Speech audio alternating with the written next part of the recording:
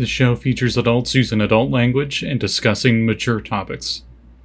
You have been warned. You're all good. Oh, hello. Welcome back. We travel into space today, and last time the party did some exciting things, but we're going to let one of them tell you what happened. Everyone roll a d6.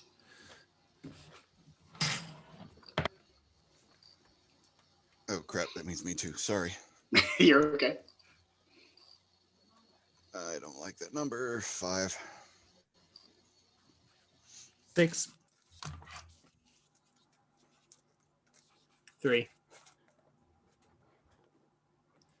I also got a 5. All right, Hera, you're it. What happened last time? Fuck, because I'm still doing my spells. Oh yeah, we leveled up last time. Yeah, we leveled up last time, and I forgot to do it, and we are now 9th level in the crazy dark matter stuff. We fought a weird smoke shadow beast on a swamp planet. The phase beast of Martoth 19. There we go. It was a big planet, a bug planet. Sorry, and infected us with the most annoying virus. Like, if you think COVID-19 is shit, like, imagine it talking to you. Imagine the Epidemic virus. Xenoplague. Sorry. Yeah, we all got infected, so we had to go into quarantine for a while and just hang out, basically. Helix ate a lot of ice cream during that time. Oh, and no, that's pretty much it, I think. Yeah, no, that's it. You covered it. This battle was 3/4 of the episode. Yeah, I was about to say the thing. Almost got one-shotted. It was like a big centipede thing. It had glowing green eyes. It could phase everywhere. If you were near it, you took acid damage or poison damage or something. Poison damage. Yeah, poison damage, and it did acid damage when it bit you. Yeah, and that bite hit like a truck. I think it was Alt's character. 50 damage altogether. Each time it bit Quetzalli got like almost one shot and was like, "I'm out of here." Just in the bag like a snake. We shut it down twice in one turn for legendary actions. Yes, that was fun. Never got to see its legendary action. Fun fact: its legendary action was it was going to phase over in front of someone else every time that it wasn't its turn. It can phase while it's inside its gas cloud.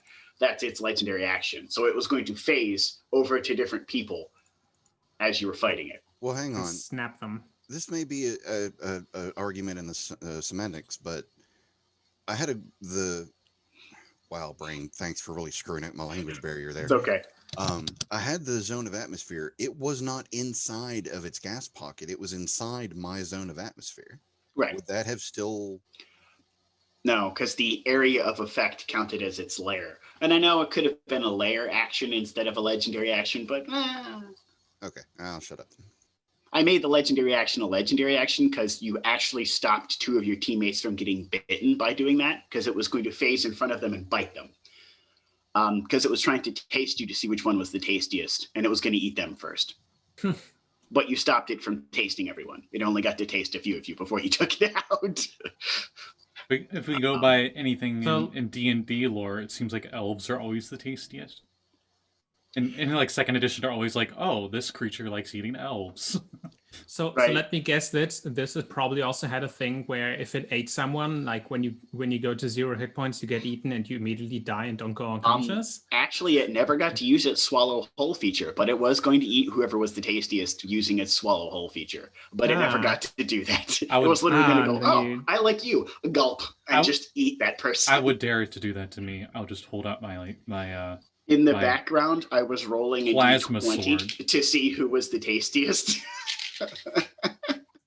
And one of you got a 19. And so at that point in the combat where I said it licks its mandibles after it bit you, that was the 19. So that was Quetzalli then. Yes, that was the 19. It was like, I liked that. Oh boy. Yeah, so I was running a little background nonsense just to add flavor to the creature. Yeah, because I thought, why not? It made it more entertaining for me to play and for you to fight. Yeah. So I think that's something. But yes, that is what happened last time. And now here we are aboard the not haunted ring world that you guys own. And you know that to get to the ECA, your next mission, you need to take a maw to get there. So you have to stop by a maw, get a maw pass, and then take a travel over to Elven space. Because if you were to go from that side of your side of the verse to that side of the verse, you're effectively traveling this far on a map that's measured in light years. So you would die before you got there of old age. and from the universe just imploding. Right, yeah. It would take forever to get there the long way. So the maw is the only option to get to Elven space from here. So you will have to stop by the closest maw, which is actually out of the way, but not too far. It's a couple jumps from where you're at. You do have to pass by the anomaly that you saw before. Well, we should stop at that anomaly. The Star Elves. I hear that negotiating with them can be difficult. I don't know why I'm going Captain Kirk, but I'm going Captain Kirk. Okay. Talurra just kind of gives Dalgar a look, being a star elf. No offense. As he looks over. So you're not wrong, but Helix is like, Star Elves. That means dealing with Star Elf customs. Can we rather not? No one said we had to talk to them. We're just going to fix their space station. I'm sure if we explain what they're doing, they won't give us too much of a hassle. I'm sure they got the area quarantined, so if you need help talking to them, I've dealt with elves before. I can deal with them now if you need me to talk your way through it. I'm not going to be joining you once you get to the station, though. I'm not fighting some horrible monstrosity. That's your job. Fair. Yeah, you leave the fighting to us, old man. We don't want you dying out there. You're too valuable to us behind the cockpit when you're sober. You're more valuable than alive. No disintegrations. No disintegrations, yeah. I got my mask just out there. My painting mask. Oh, yes. And no disintegrations. You can tell Boba Fett was like... All right. So that's where you're at. You know you have to take a maw to get there, which would mean negotiating with the amoeboids that call the maw their home. Well, let's go. Well, we said we can stop at the anomaly first. It's literally on the way. We may as well stop there. I mean, I guess. Could be something neat. I'm sure the verse could go. Sometimes it's something neat and not something that is horribly destroys your ship and leaves you stranded in the vacuum of space for millennia or something like that. The verse that happened twice. The verse has gone this long without galactic communication. I'm sure it can wait. As Dalgar just gets on the ship. What ship are we taking? He gets on the whatever. We're taking the rust bucket. We're taking the rust bucket. I like this one. She's a good one. Aye, she's a good one. She says, pointing to the giant drill. I still need to change the name though. Like it doesn't really roll off the tongue. Drill diver doesn't seem to fit it. We should name her something proper. Yeah. Well, of course, the captain should be doing that, not me. I'm just a pilot. My ship is in pieces. Be like that one short in Love Death Robots. Yeah. Where the pilot had she the looks ship. She looks at the doctor like, wait, you're a pilot too? Did they double book us for this?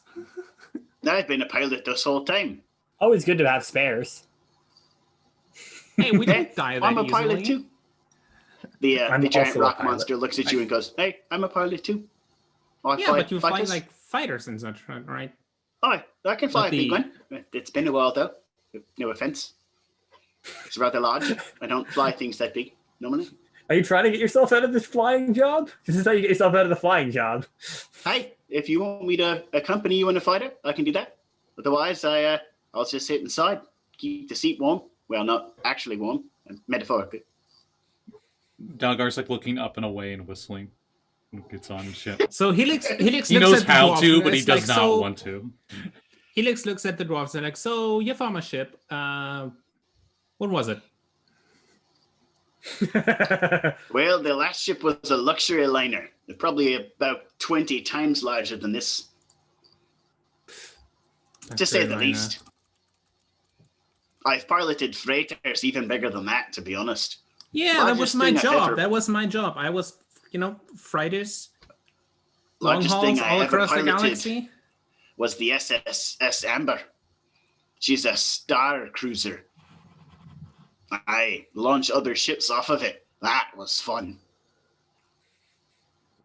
Oh, I bet. I usually just, the big hollows. I had once a contract on I once, usually alone. I once had a contract on a mining ship. That was fun. There were a lot of people around. Yeah, but the Canterbury kind of got blown up. Been there before. Not the worst thing I ever did, but having to pilot a ship down to the planet's surface while our engines are blown, that is pretty bad. Oh yeah, especially if your ship has basically more mass than the planet. That would be definitely really bad. Can't say I've been there too many times. Last time I had that happen, I had thrusters. It was easier to land when you can kind of guide it in. It does help. We had to abandon the ship there, though. Pity. Tiny little planetoid. Looked rather awkward with a cruiser parked on top of it.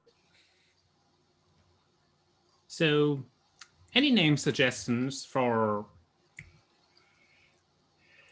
Well, it should be something that calls to a drill diver. It kind of sounds like a scientific designation. It doesn't really sound like a name you should give. It sounds so sanitary. Right? Someone's they saw a giant drill, so it's it's going to be the drill diver. It's it sounds like a human named it. I'm not going to say it, but it sounds like a human named it. I'm sorry, I've only seen a few named ships really well.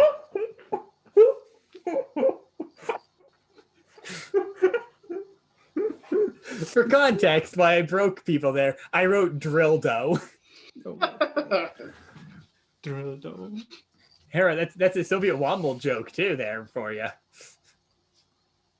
Put nipples on it, could be the drill bro. I mean, we could name it whatever you want, but I think our name should call to something more than just her function. I've seen a lot of humans name ships that name them after their function. Our people that were famous. Boring. Should be a proper name for her, something that calls to her.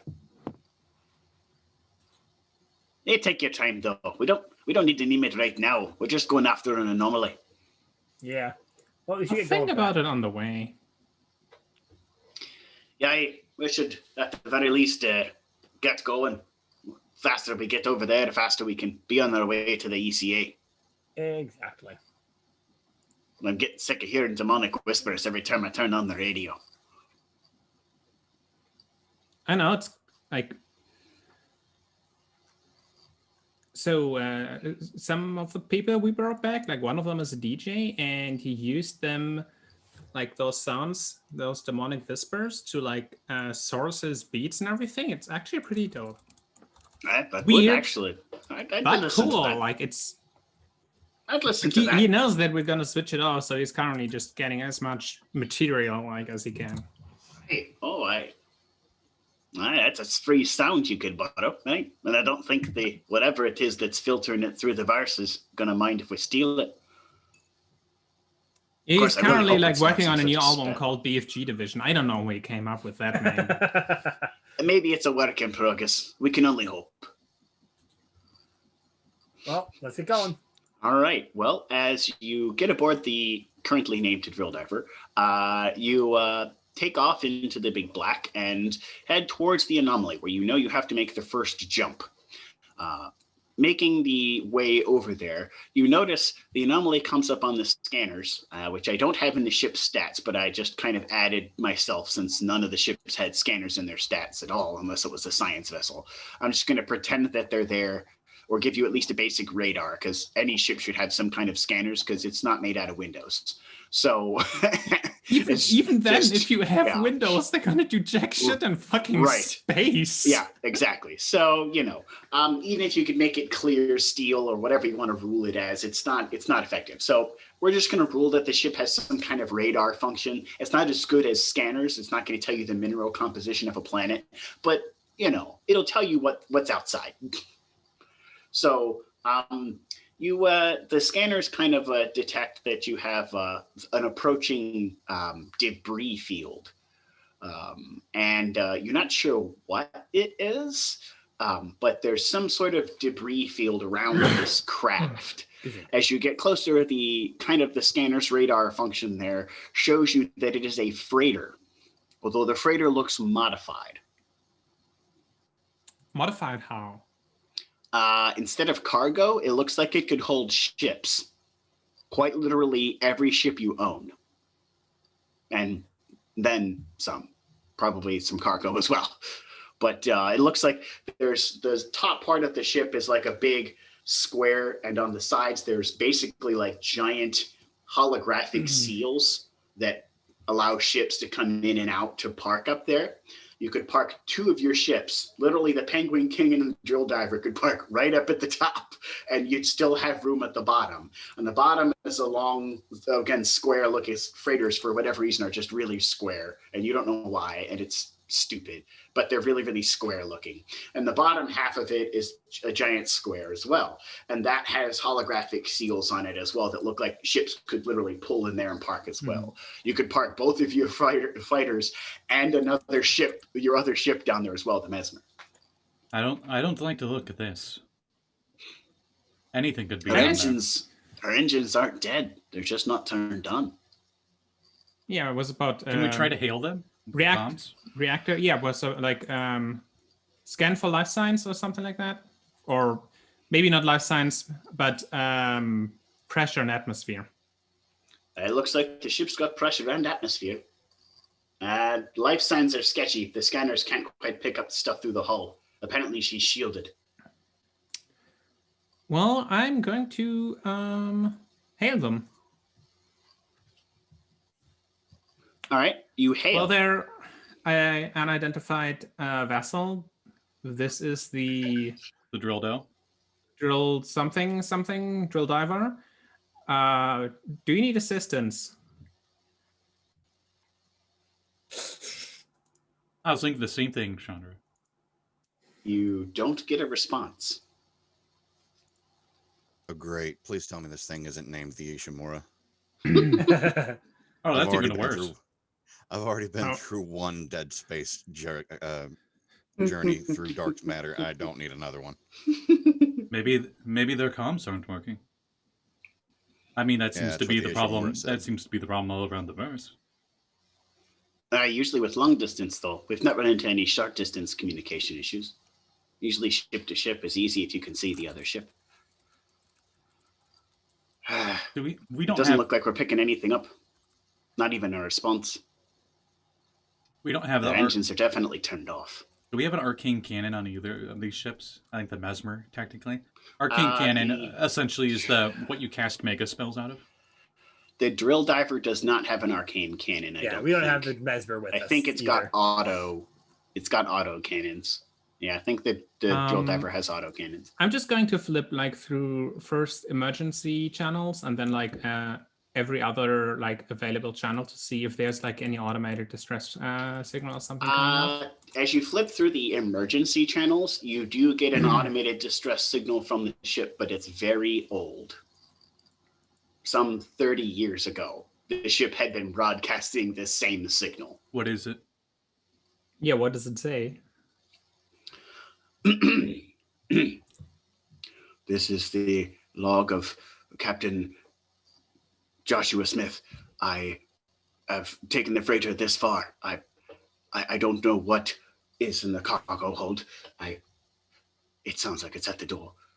I certainly hope you can get this message before the worst happens. And there's nothing else. Somebody tells you the worst happened. So that something sounds tells safe. me my Dead Space comment was a little bit on the nose. Helix Not looks around. quite, but yeah, maybe. Helix looks around to the others. Are you kidding? Like, so I see Dead Space doesn't have any noses. You were saying Helix looks around and says, like, I see we have two options here. Or I see two options before us. One, this is target practice, and we put a boy there that overrides this fucking distress signal, and maybe we just shoot it out so nobody else gets here, and we just fuck this shit up and get out of here and whatever. Two, it's a salvage. I mean, it is still operational. It could be very useful. Right. If we kill what's on board and clean it up, we could probably use it to park all of our ships in. Imagine that. We'd have all our ships in one place anytime we need them. It would make it a lot more convenient. Instead of just taking one out and hoping to have fighters along, and then hoping we can park them around the outside of the planet somewhere. Now I'm imagining our dwarf friend wearing a trucker hat, and he just pilots this. He's still wearing his captain's hat. He hasn't taken it off. All the power to him.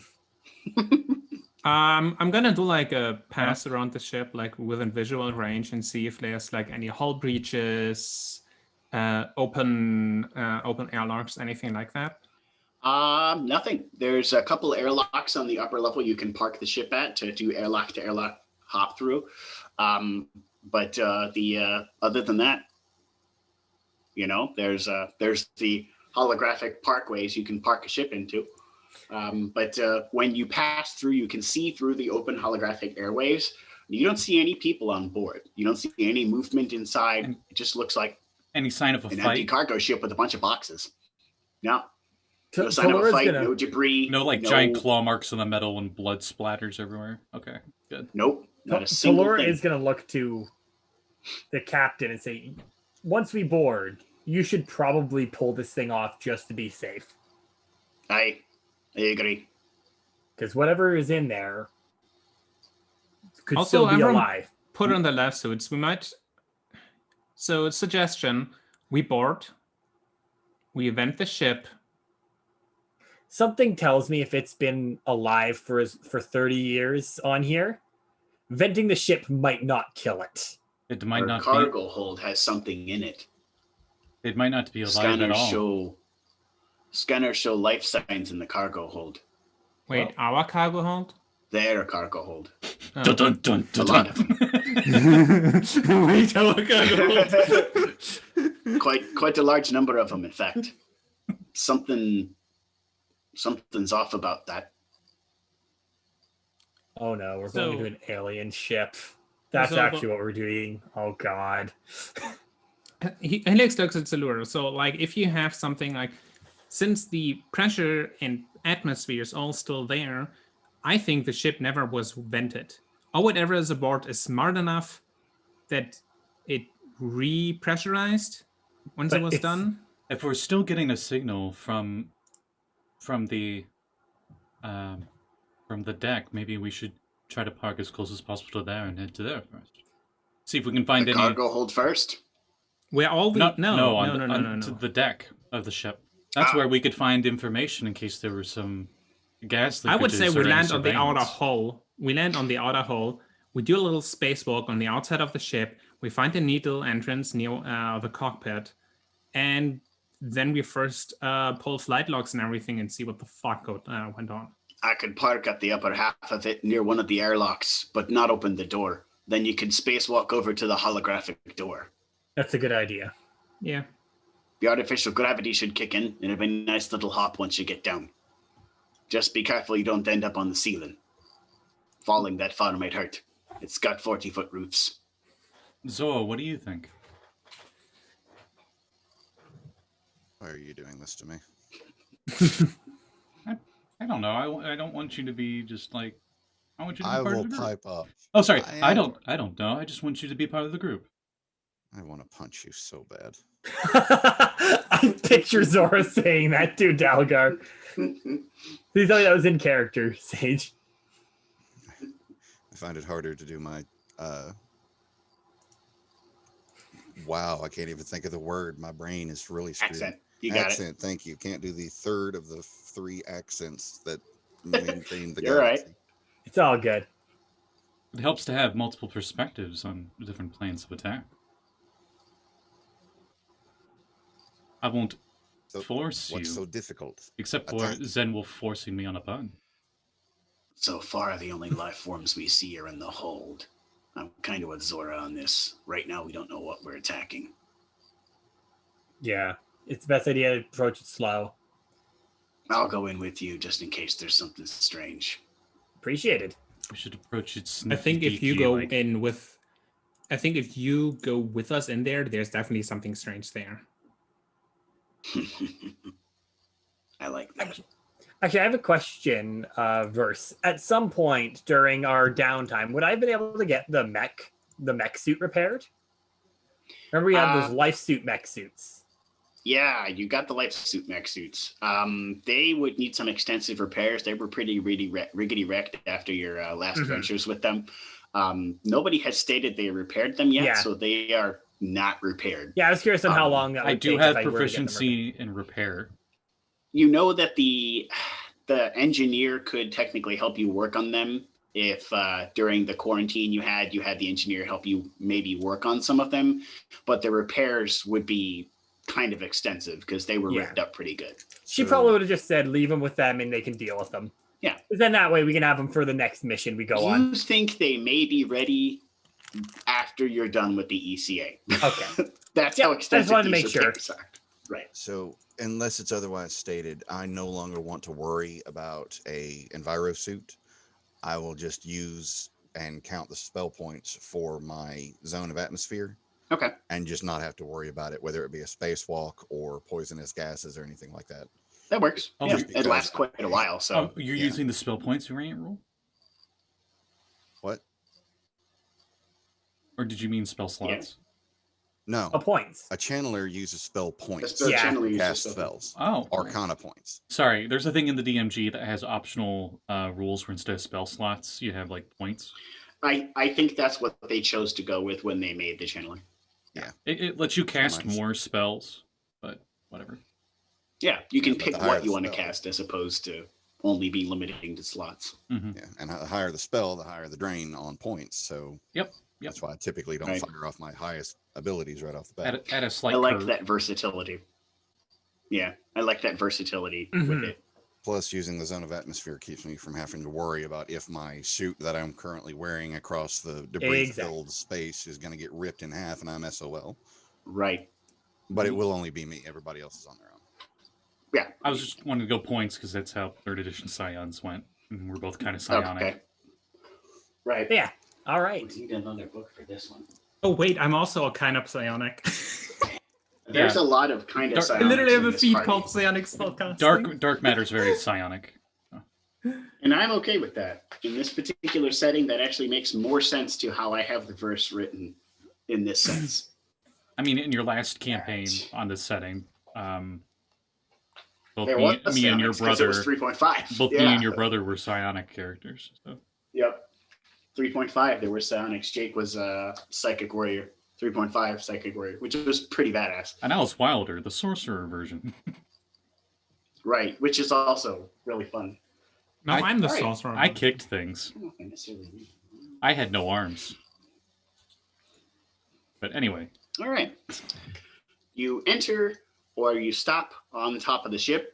Captain Cobble parks it perfectly, aligns up with the airlock, but doesn't connect, so it doesn't connect airlocks. You're just parked there.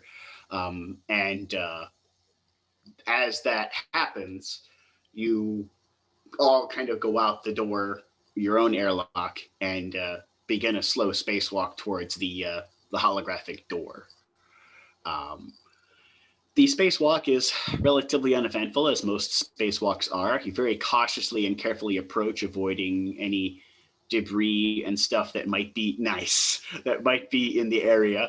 As you approach the holographic door, it all looks to be in perfect working order. Everything seems functional. Everything seems to be working. Sorry, I cannot hear you. You're muffled. Try turning on the audio filters. You mean like this? And you're dead. Right. Yeah. No, it's more for Zora's grand plan to kill off Dalgar. It's like telling an orc they can't breathe in space as they're floating around there. I've got a water, sir. Okay, so it's a roll to hit, right? You get inside the holographic door, kind of like having to walk this way and then down the side of the ship to get to where you can walk in correctly. So gravity is normal. And as you walk through the holographic door, everything in here looks in order. There's let me roll. How many boxes are in this room? 10 boxes. One of them gets thrown with kinesis at Dogger. Oh, I move it away with my my powers. It's easy. I will throw every single one of them if I have to. Let me see. I can do it at will. If you do. Whatever. So can I. So we're now effectively juggling boxes. You're trying to avoid getting hit, and I'm trying to find the easiest path to hit you. Is this the Star Wars version of just going, ew, stop it? What's your spell save DC for those kinesis? Oh, for Zora's or mine? Kinesis. Yes, it doesn't both have of them. a spell save. It's just ability. What's your abilities based on? Like your casting stat. Yeah. Oh, casting stat is my intelligence. Okay. So intelligence. What's your modifier? Well, I mean, the save would be 16. 16. Okay. Yeah. Same for me. Providing there was a save, but okay. The first box you go to kinesis doesn't quite kinesis. Your ability works, but the box resists. Is it heavier than 10 pounds? No, it doesn't look like it is. Maybe, you don't know. I mean, how Okay. heavy something is also depends on the gravity. Correct. Oh shit! Yeah. So, like, when you're on the moon, I mage hand the spaceship over. Just throwing a spaceship at someone. It'd throw it very slowly because it'd only be 10 pounds of force. But...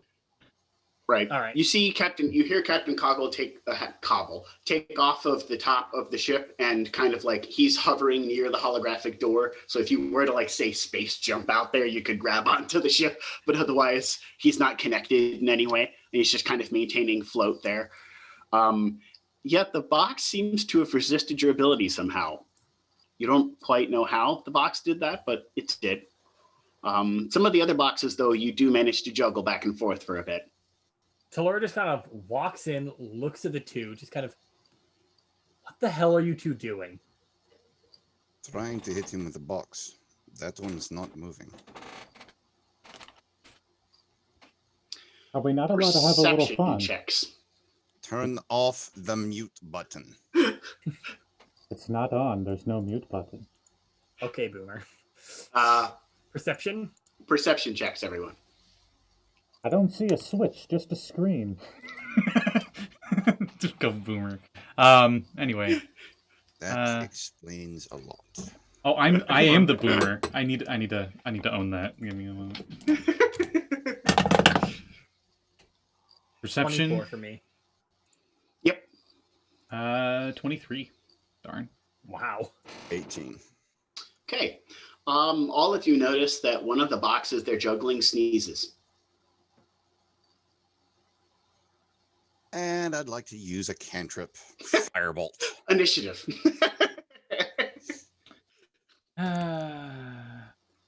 Box sneezes. Bartender asks, why do you have a gun in the middle of a bar? It's like Decepticons.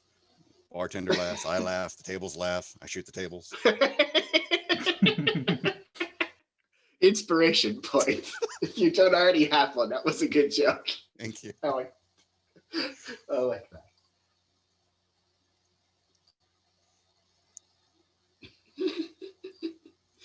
Oh, I shoot the table. I love that. I mean, it's the most appropriate considering this exact scenario. So right. glad I got a chance to use it. All right. I just realized something. The meta magic option subtle spell arguably has much more value in a dark matter setting where you might be fighting in vacuum, where basically all verbal component spells are disabled effectively because you cannot speak the incantation. Hera, I have abused subtle spell many times. It is one of the most like underrated but most abusable meta magics in the game, because literally you can use shit like silence and then just constantly beat the shit out of other spellcasters. What was your initiative, Delgar? Mine? Yeah. 25. Okay. Good Lord. I nat 20. Yeah, we have a very high. Our crew On has a D&D very high initiative. Okay, I did the impossible Vex. I nat 20'd on D&D Beyond. Wow. I call bullshit. I can Holy screen crap, cap. that's ridiculous. All right. Here is the initiative roll. Oh shit, I can't screen cap. Damn it. I forgot this character's not in a campaign, so it doesn't have the log. Dalgar, the box that you were juggling that just landed 5 feet from you is the one that sneezed. Oh, do I not get my firebolt off? Not yet. That was what started the initiative. You charged up your firebolt to attack, and the box did something a box shouldn't do. It started to move in a way that a box doesn't move, as if the box were not a box and were in fact something else. So we're in for a boxing match, I see. Wisdom save on the box. Wisdom save on the box. All right. Should have called it a mimic and not a transformer. That would have been more appropriate. Either way, it fits the the joke. We're just playing the mind game. Oh, and it rolled really good. The dice of doom are not on your side. 19. Okay, that's fine. I still get the surface thoughts as I cast detect thoughts. What's it thinking? Oh, how many thoughts do you sense? It is quite literally thinking lunch, lunch, lunch, lunch, lunch, lunch, lunch, lunch, lunch, lunch, lunch, lunch. Okay, since that was my action. Lunch, lunch, lunch, lunch, lunch, lunch, lunch, lunch. Hate you. That's gonna be in my fucking head all goddamn night. That's what the box is thinking. And now it needs a strength save as I use my bonus action to shove it away from me. Like, oh, I'm done with you. Well, it wasn't as good as the wisdom save. 16. I think we found the aliens. It's just enough to save. Just at the save? Okay. Yeah. As you do that, the box sort of forms like a tentacly pseudopod that it kind of like bump onto the ground to stop itself from being blasted backwards, and then the pseudopod lashes back in to look like a box. And since it takes no action for this hilt laser sword, and that's my turn. The part of the box facing you has like 8 eyes that kind of go and kind of open up like in a collection like a spider's eyes, and a set of teeth that looks similar to shark's teeth, and it's multiple layers of teeth in the mouth, and it kind of goes with a gross looking purple tongue. A Cheshire box. Yeah. Wow, you were on a roll today. You were firing some really good lines. Shooting him off like crazy. That was your turn, Dalgar. Do you do anything else? Nope, I don't move. So all right, Talurra, it is your turn. Well, I see it do the weird pseudopod stuff. I'ma punch it. A box isn't supposed to do that. Time to go boxing. Too bad you can't pitch it. Is it Boxing Day? Up. Yes. Garbage day. All right, I'm gonna punch it with, and I'm gonna use, which one should I use? I'll use Caustic Blade. And to hit, that'll be a 17. Hit. Yeah. So 1d6 plus 1d8. Oop, that's in the wrong area. Plus. Oh, how much? I'm assuming I don't beat it by over 5 AC. 17. You said. Okay. Yeah, 17. Yeah, you did. You beat it it by over exactly. 5? Well, you beat it by exactly 5. It's not Perfect. over 5 though. 5 or more. That's all I need. Oh, okay. All right, and then my additional damage, which is d8 plus 5.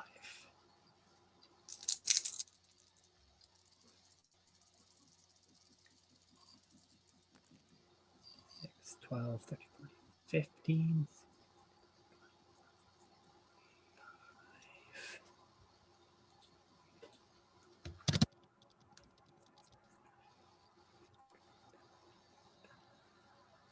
All right, it'll take 29 damage, acid damage, and it loses 4 AC for till the next attack.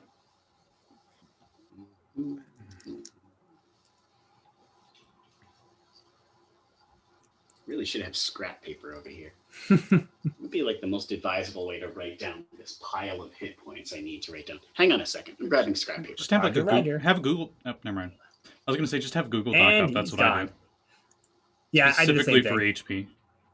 Scotty, I also had pizza today, by the way. I had panzerotti, though. Deep fried one. Mm. Now I want pizza. You always want pizza, though. Who doesn't? Am I who wrong doesn't to always want pizza? Who doesn't want pizza? I had pizza for lunch. In the morning, pizza in the evening. I was thinking the exact same thing. I started to sing it too. I shouldn't complain. I had Döner, which is yeah, you had the best. Oh, which is the joy that a lot of you have not and possibly will never experience. Doner kebabs are fucking best. I am so sorry for all of your losses. Except for Vex. Vex knows what she's missing. No, it's even worse for me because Hera, they never knew what they're missing out on. I know what I'm missing out on. Yeah, I don't really know if I should feel sorry, since that's like telling someone, well, you just don't know how great it is, and they really don't know how great it is. So it's not as bad of a loss if they don't know how great it is. Right, whereas if they know how great if you've nenever known the value of money, and someone says, well, you don't have all this money, it's kind of like, well, yeah, but why do I want it? Because you don't know looks the like value Gruck of it. for that one, eh, Scotty? But I get what you're saying. I'd imagine it's quite delicious. It is amazing. It's like the best way to describe it is it's like shawarma but better. It's like the best kind of fast food. Right. All right. Is that all you do in your turn? Yeah, that's all I do in my turn.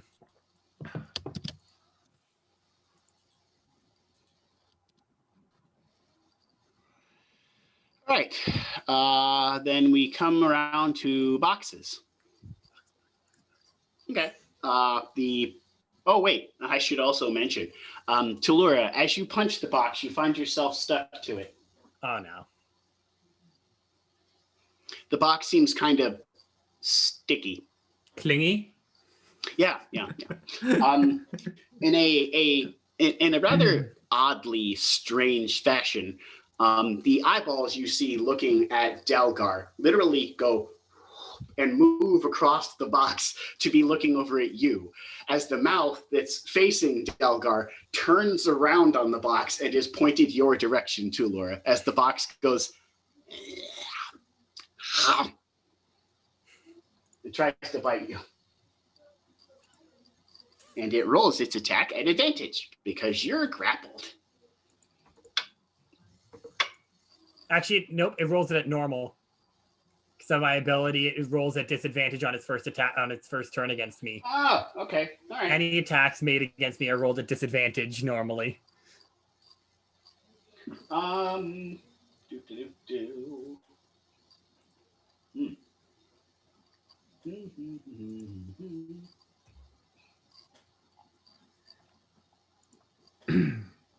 much of that damage was acid? I think 100% of it was.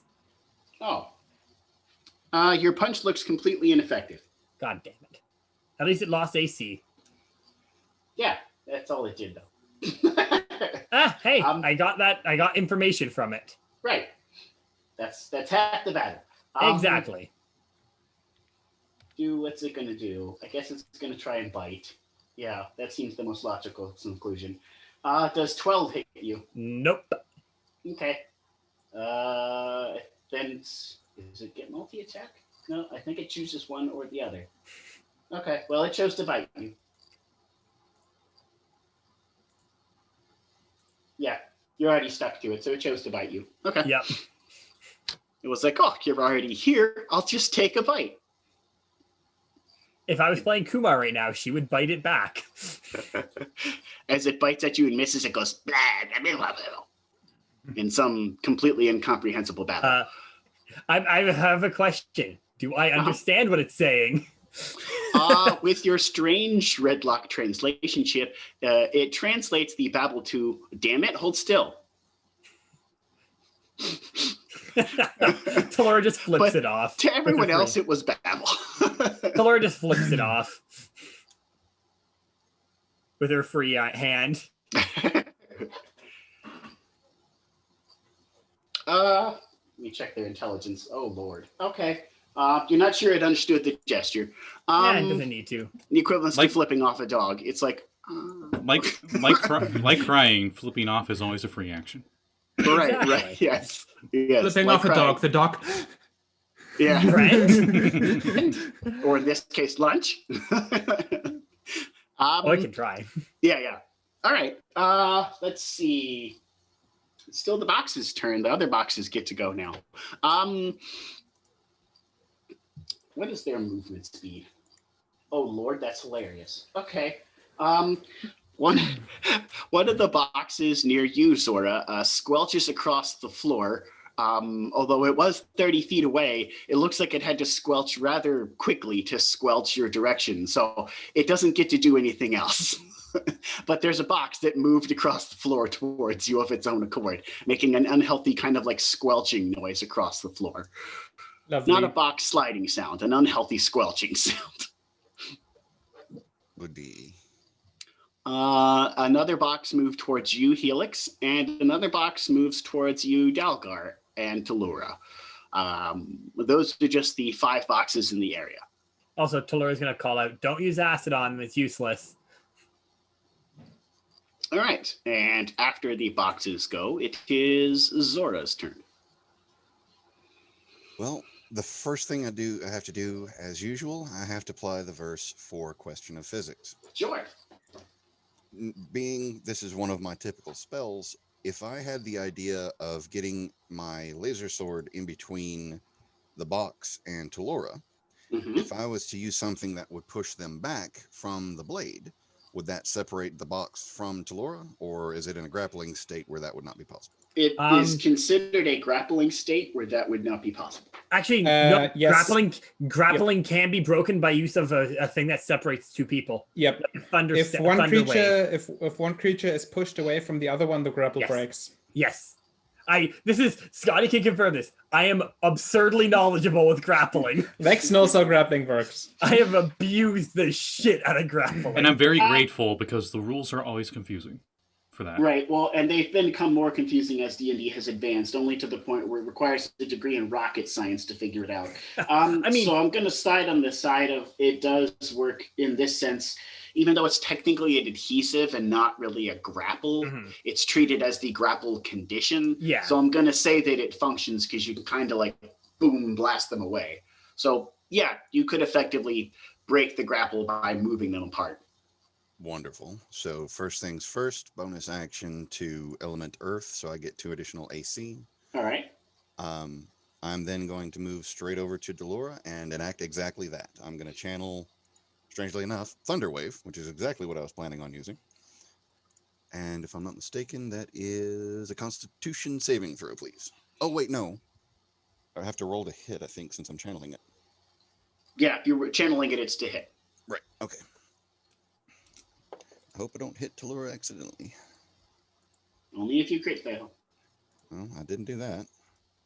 My total is 19 to hit. That definitely hits the severely AC reduced mimic. Wonderful. So the first thing that happens is the laser sword radiant damage, which is a D8. And then an additional 2D8, which is, this is where I'll need the Constitution saving throw. The thunder damage can be halved. Okay. But it's only if it passes the Constitution saving throw, and unfortunately, I do need one from Talurra. That's fine with me. I kind of figured, considering our other dances, but exactly. I've told you if you need to use all your abilities, you need to, because I have a pretty good saves for most. Regardless, Talurra, I'm going to reduce your damage even more. I got a 19 for my save. Certainly pass. It would be funny though if you failed and the box also failed and you both got thrown away. So the grapple doesn't break because you both get thrown away. But it'd be opposite. Or alternatively, the box passes the saving throw, but you don't, so you get yeeted away.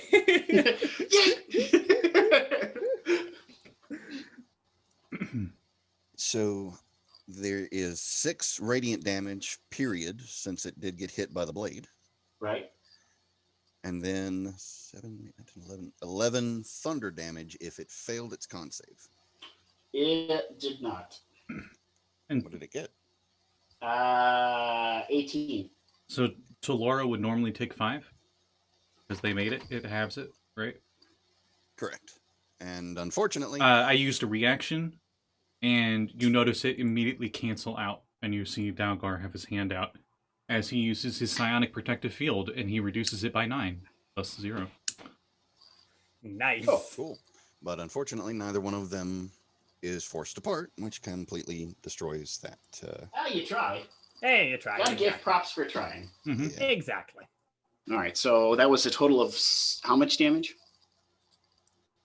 6 radiant for the blade, and then it was 11 for thunder. Yeah. Okay. So halved would be 5, I think. Scott said. 5. Right. Okay. So all right. you both get a thunderous boom in your faces, but it doesn't do shit. You don't hear it either. You probably just feel Yes. it. Well, No. No, we're not in the vacuum anymore. yeah, you would hear it. You're in an atmospheric condition now. Yeah. Oh. Inside the ship has a complete atmosphere. It's totally breathable and everything. In fact, the air here is nice, clean, and crisp. The air's a mimic. That would be the worst mimic ever. Would I know what these things are? Practically everyone knows what these things are. These things are a nuisance. They are a plague in space, across all of space. They are, in fact, almost as common as cockroaches in a hotel. They are very much a problem. Nobody knows how they became such a problem in the verse, but they are quite literally everywhere. Do not say that out loud. Okay. Since Yeah, you do said not say there's that out loud. specifically a problem in space, how do they feel about the ship being vented? You know that they don't require oxygen like you do. Okay, good. That answers my question. So I'm gonna hex the one that is grappling Talurra, giving it disadvantage on strength. Wait. And then I'm gonna Eldritch Blast the fuck out of it. But it didn't make its check with that, right? Didn't it get force shoved somewhere? No. It succeeded. It It succeeded. passed, so It it tossed down another pseudopod and avoided being blasted away. Mm. Now it's a fun one though, because against my push away, it doesn't get a save. Yeah, it's getting yeeted across the room. So that's like a dirty 20 and 24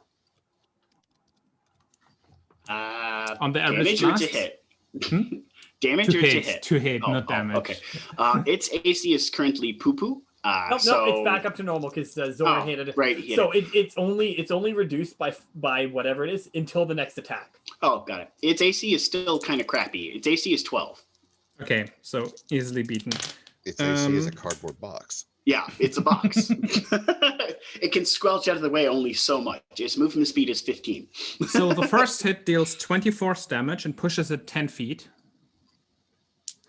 All right. That And- separates the grapple. Yep, and the second hit, I imagine while it's still in the air, because juggling is so fun, deals 10 damage and pushes it another 10 feet. What was the first damage? 20. 20. Okay. So total of 30. Okay. The box looks And it gets pretty pushed fucked up. 20 feet total as well, as it gets double juggled. Yeet. It's force and necrotic damage, by the way. Okay. It looks like all of the damage you have done to it so far, other than the acid, has been effective. You're pretty sure, given the nature of its composition, there is no way to knock this creature prone, because you saw it move its face across its surface. So there's no way for this creature to be prone. but that in the my conditions. spell doesn't do that. It just pushes right. things around. So It bounced across the floor, and you saw the mimic adjust its face so it's looking your direction, and it looks like it's a little like jostled, like whoa. I have the fun repelling blast, which lets me push people back when I hit them with Eldritch Blast. Nice. And it doesn't have a once per turn limit. You can. It really should. It really should. It really should, but it's way more fun if it doesn't, because then you can just yeet people. And it's everyone's favorite Cambian's turn. I would also actually Afterwards. move like away from all of the boxes. Like I've seen Okay. how quick they move, so I move like so they can't reach me if that's possible. Yeah, you do know these boxes have to squelch rather hurriedly to get to you if you're 30 feet away. You've seen it kind of like like you'd imagine someone dragging a box across the floor if they didn't have legs. Kind of like that. If their body was a box and they just had hands, yeah, that's kind of what you're imagining here. It moves very slowly. Moving is not what these things do well, thankfully. By the way, I have full confidence in our ability to kill these boxes because I've currently BFG division running. Locathion goes like this with his hand and shoots 2 fire beams at it and kills the one that you were attacking. Whoop, whoop. Don't celebrate. We still have more boxes. He points towards the other boxes, squelching your direction. I'm not afraid. Anyone got a grenade? We really could use a grenade. Give me a turn. All right. Let's plan on a grenade. Okay. That was Locathion's turn. You spin back around again. Dalgar. There's a lot of boxes left. About 9 boxes. Are there any within melee range of me? Yeah. One squelched straight over to you. Okay. I attack it twice.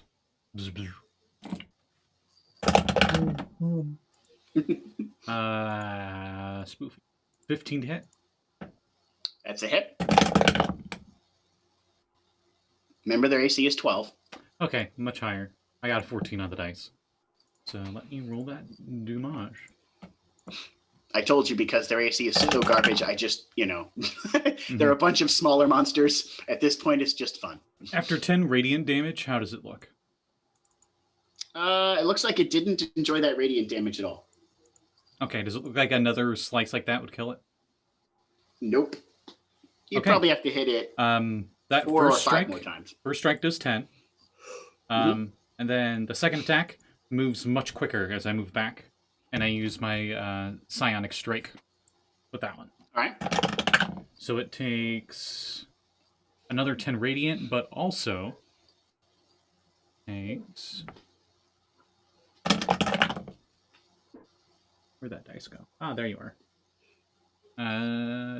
9 force damage, and it needs strength save.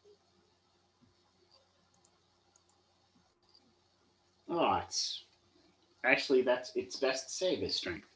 Of course it which is. is still not saying much because its save is still pretty garbage. Odd coming from a corrugated enemy. Right.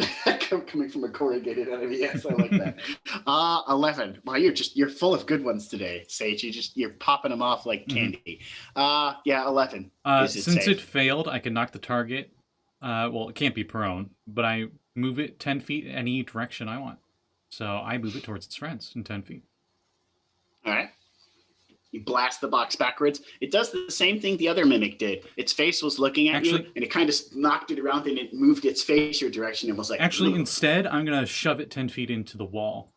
Would I get like an extra... Would it take like falling damage by slamming into the wall? Mm-hmm. Yeah, If you slam it into the wall, it would take an extra d6 Okay. damage. Yeah, I was about to say, I usually treat that as like fall equivalent. So. Yep. But 1. 1 bludgeoning All right. damage. Hey, Tons of damage. every bit of damage counts. And Dalgar Unless it's starts... acid. Right. And Dalgar starts moving... Right, unless it's acid. Moving back, and he says, Okay. Which way to the dock or whatever? I keep forgetting what it's called. The deck. Which way to the deck? Locathon kind of goes like this, and he goes, Kabul is saying we need to go over that way. It should be a central control panel on this level. Let me Near guess. the He front. Let me guess. He pointed where all the mimics are. Yeah. Yeah, pretty much. And he looks over there, and there is a console built into what looks to you like a wall, but you've seen these ships before that actually open translucently, becomes like a giant window. It's actually a screen. So you can actually see all the way out in front of the whole front of the ship. So like if this were the top half of the ship, where you were basically piloting right here, and you can see the whole nose of the ship underneath it. All right. Because the ship has a nose under the front. I the top. advance to melee range to the mimics Okay. And that's my turn. Okay. How many mimics are there? You count 20. 9 left. 20. 9. I was gonna jump past them, but I'm like, nah. There's no point So because you guys a- gotta also get across. So As an experienced spacer, how many how do spacers usually deal with these things? flamethrower. Guns. Guns are flamethrowers. You purge it. Auto turrets. You purge it with it's holy not fire. like A heavy it's not flamer. like ships. Like some ships have like specific suppression systems aboard or something like that. Right. No. Some ships that have internal defense cannons usually have their ship AI programmed to detect mimics movements, because mimics move very subtly. And so if it's like a box subtly moves, an autocannon might start to question if that box is actually a mimic or not.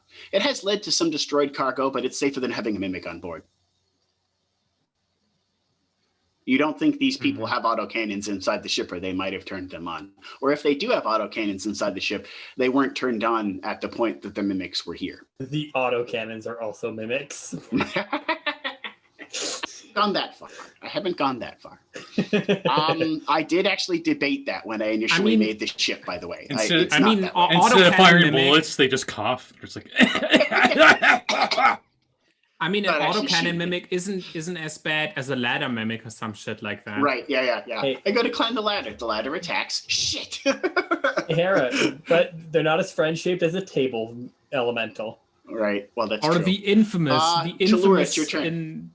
bonfire mimic that the Dark Souls community dreamt up, but that never came true. I Right. just hope we never run into a toilet mimic. Oh, yes. That'd be pretty shitty. That would be a shitty mimic. uh-huh. All right. Well, I'll use, since I'm On that punching con, it. it's your turn. Glad that idea was flushed. Punching it doesn't seem to work. I'll just use Chill Touch,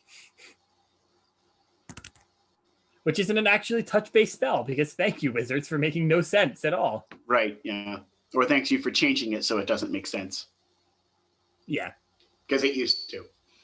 All right. So that'll be an 18 on the die, so that's going to hit. Are you hurting the one that's already hurt? Or are you hurting a fresh one? Might as well hurt the one that's hurt. Just slowly take care of all of them. All right. Just double checking when the damage increase. Okay. So 2d8. Chad is wondering if the ship comes equipped with a space plunger. That'd be useful. Would be, yeah. Yeah, at this point. I think the space plunger is turning off the force fields at the hangar and just flushing out the atmosphere inside. Just flushing them into space. Yeah, that might be if they died in a vacuum, but they don't. I just see this lightly dressed, robed character taking what looks like the hilt of a sword into one of these rooms, turning it on, and its head pops up, and it's a plunger, and he just turns it around and starts doing the work. Yeah. So I'm sorry, it'll take, Dalgar, I wasn't talking about you. it'll take 22 Sure. necro damage. Okay. It looks like that hurt quite a bit. Good. And also I get temp HP from that. I still have that. Looks All like it is clinging on to life. on life. Life. You think it's life. Is it really alive, or is it just mimicking it? Something. It's, that is a subject to debate since no one can study them. All right, and that's my turn. All right. I should mention the first mimic that you killed quite literally disappeared into nothing. Like looked like it melted into the floor and just turned into nothingness. Like it didn't leave behind any corpse at all. Joy. So it literally was just like, and just gone. All right. You do anything else? No, that's all I can do. Okay. Just the 22 damage. Just the 22 damage. All right. That was Talurra. The boxes go. Let's see. Everyone pretty much moved away from them. Hello there. Except Dalgar and Talurra. Yep. So the boxes are going to move up and... Tank team, let's go. Yep. Boxes are going to move up and get some bites off. All right. So that's a hit. All right.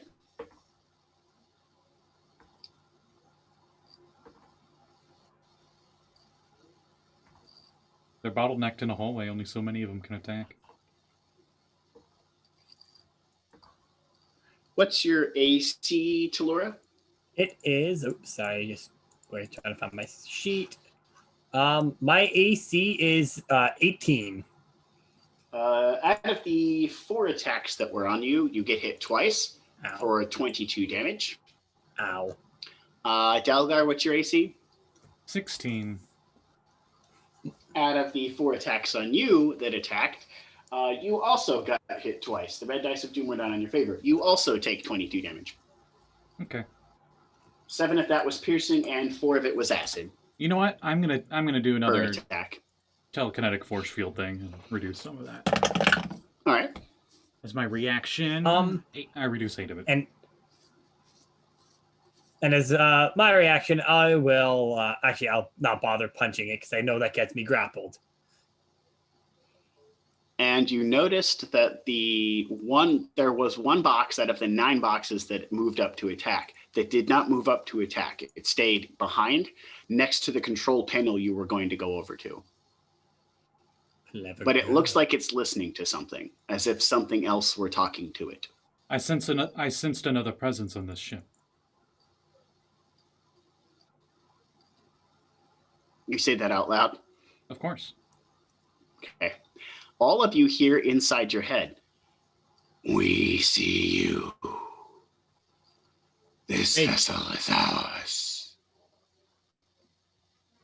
Great, we Meet. don't see you. You will. How about we talk?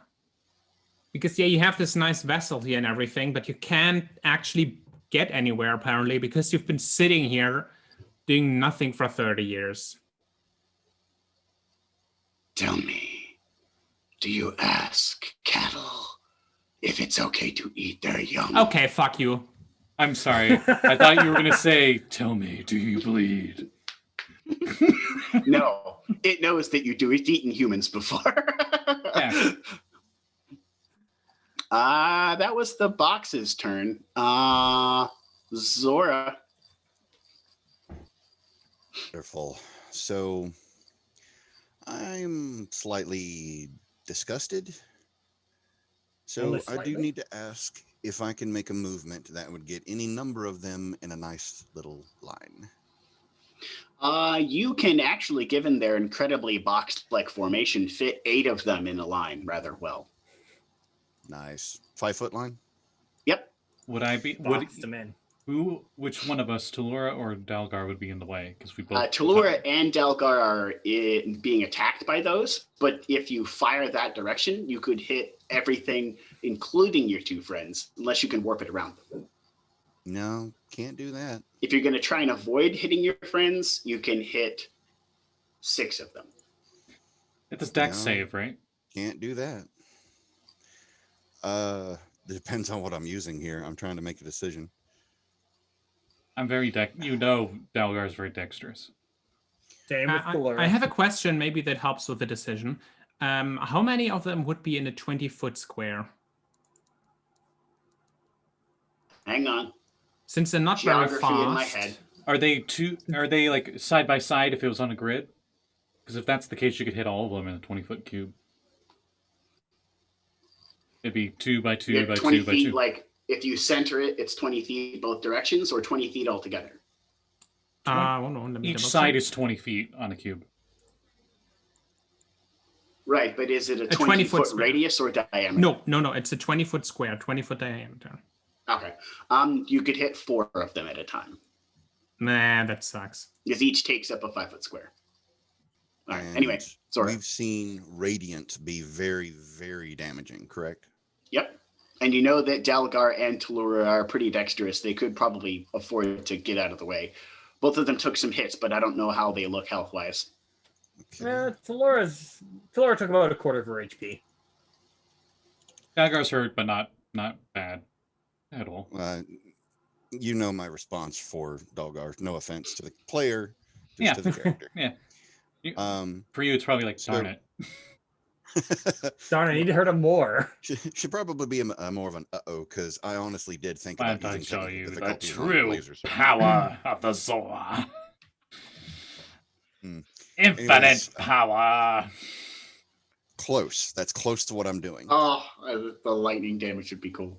I am walking that direction. I'll use my movement to get them all nice and lined up. Mm-hmm. However, it's not a 5-foot line, or not 5 foot wide. It is 10 feet wide, 60 feet long, Oh. and a blast of radiant damage. Actually, something to note Moonbeam? here too is the blast doesn't have to originate from you. It originates from a point within 30 foot. If I think it's the spell I think you're doing. Is it Void Wind? It is Void Wind. However, because I'm channeling it through my laser saber for effect, it does have to come straight. Yeah, from then me. it has to come from you. Okay. Exactly. Because I'm effectively pointing the end of my laser saber. The blade kind of flickers off, but this giant radiant beam fires out from the hilt. Nice. I Nice. can't not go for that A aesthetic. pink neon beam, right? No. Oh. Well, I think because your it's sword. me. Yeah, no, it took me a second to make that connection. It's like, wait, no, that is this character. So yes, nice giant radiant pink beam. And yes, I do need dexterity saving throws from everybody. I got a nat 20, so. Well, you only take half then. I got 16. Is that Pat? That just passes because you have 16 Meets save. beats. Because I have 16 spell save, yes. Okay. However, the fun part about Void Wind is if anything is an 8, that's 2 8s. Give me just a second. Any 8 that I roll gets to re-rolled. And if that rolls as an 8, that gets to get re-rolled again. Exploding die. It's like Chaos Bolt. I love it. I love it. That's awesome. I love it. Except Chaos Bolt is shit. Don't ruin my fun. Chaos. I'm sorry, Chaos Bolt is shit, and I hate how shit Chaos Bolt is because I love the spell thematically, but it is garbage tier. It is downright trash. It is so trash. Holy shit! I'm so salty about how trash Chaos Bolt is. You don't say. Keep your salt for Procan. That's a different campaign. Go ahead, Zora. Yeah, I was about to say, not many people get that. It's the God of Salt in Greyhawk. 2 8s on the first roll, another 8 on the second roll. I finish with a total of 40 radiant damage. The dex only halves that. You Sam Assault. Got it. You And move also for over each- and just blast a huge beam of light, and it just ruins their day. And 40? everything gets pushed back 5 feet per number 8 on the die. That's 20 feet. The mimics just cascade into the wall in a giant blast from the force of the blast there, and I'm going to say that does some extra damage to them as well. You said that was 40, right? 40 feet pushed back, yes. No, No, Four damage. Damage. Scotty's 40 asking. damage. Oh, damage. Yeah. Oh, yeah. No. If you fail, 40 damage. If you succeed, 20. Okay. Just making sure. That was far more effective than I intended. I actually had the exact same idea of casting that spell. Or if I could have gotten more of them, I would have cast Black Tentacles, which would have utterly ruined their day. That's Because it- 22. The boxes are effectively in a nice little stack up against the wall as my they all God. got just blasted that direction. They technically occupy the same 10 feet square, all like 8 of the boxes, because they've kind of like stacked on top of each other because they're cubes and they don't follow the normal rules for gravity because they're sticky. So How fucked up do they look? they look pretty fucked up. Like out of their Because- total of 58 hit points, they've got like maybe 13 left. Because on the one hand, it would be incredibly fun to cast Black Tentacles on them, because Keep They that thought cannot- a second. Keep that thought a second. Do you do anything else on your turn, Zora? No, I'm pretty happy with how that landed. Okay. All right. Helix, it's your turn. Go ahead. yeah, okay, so because Black Tentacles deals 3d6 damage, turns the area where it's cast into difficult terrain, so they can't move fuck all anywhere. If they fail their saving throw, they are also restrained, so they can't move fuck all anywhere. And basically, if you cast that on a bunch of like creatures like that, they just die in there. It doesn't even matter if they make their saves or not, because they cannot get out of it before they get bludgeoned to death by it. So is that Right. But it's also I only have 1 4th level spell slot, and I like to save that. So as cool as it would be to obliterate them with Black Tentacles, I think Void Wind to get rid of all of them actually also doesn't sound like that bad of an idea. Ooh, wait, no. I have another idea. I just saw this. So they're basically all on the same space right now, right? Yeah. Effectively. Oh, the same 10 feet. They're in like a two stacks of 4. Okay. Basically. So there's 10 That's feet fine. of square where all 8 of them are.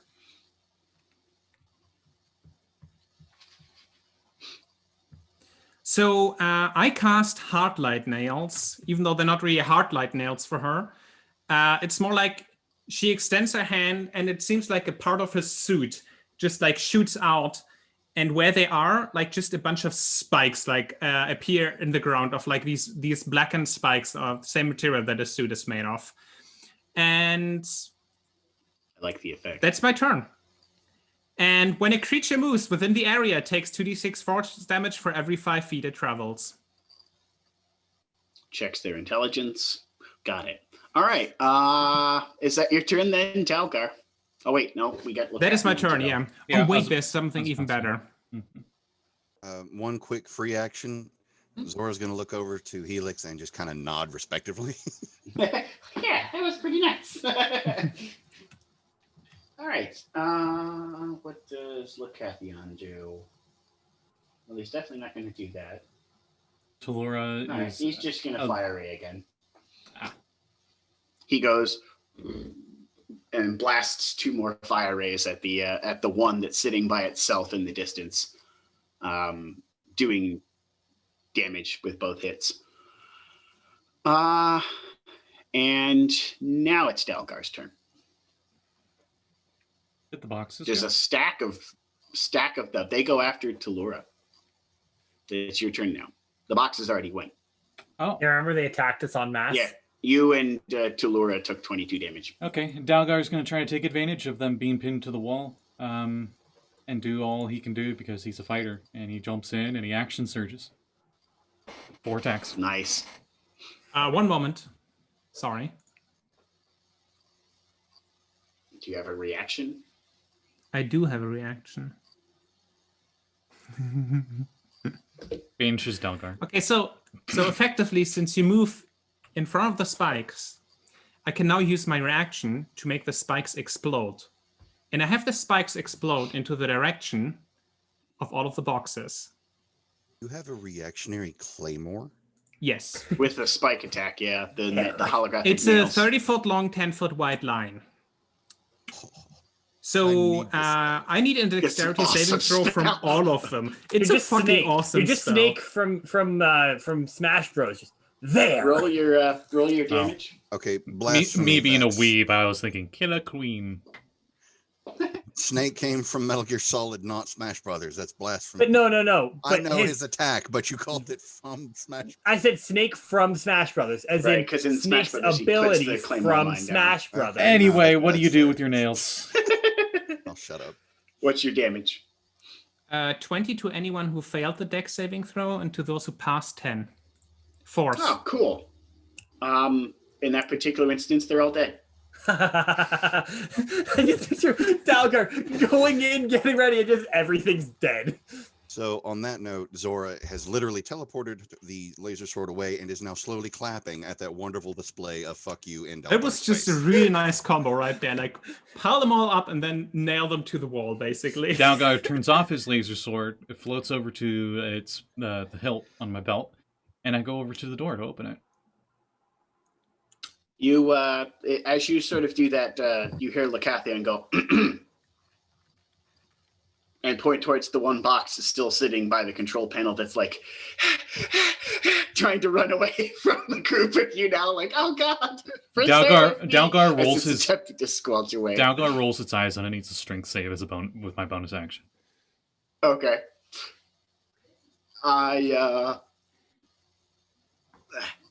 No, yeah, 8. Okay, how far away was it? It was Was it within 20 feet from you? Oh, that's just enough. 15. 20 I, feet, 20 feet. either works. The range is 20. Okay.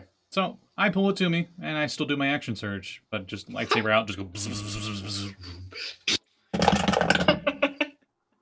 See if I can Swiss cheese it. 21, 23, 22,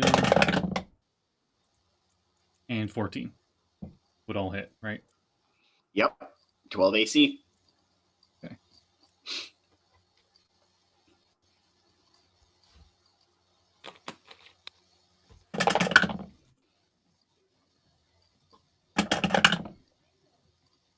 So.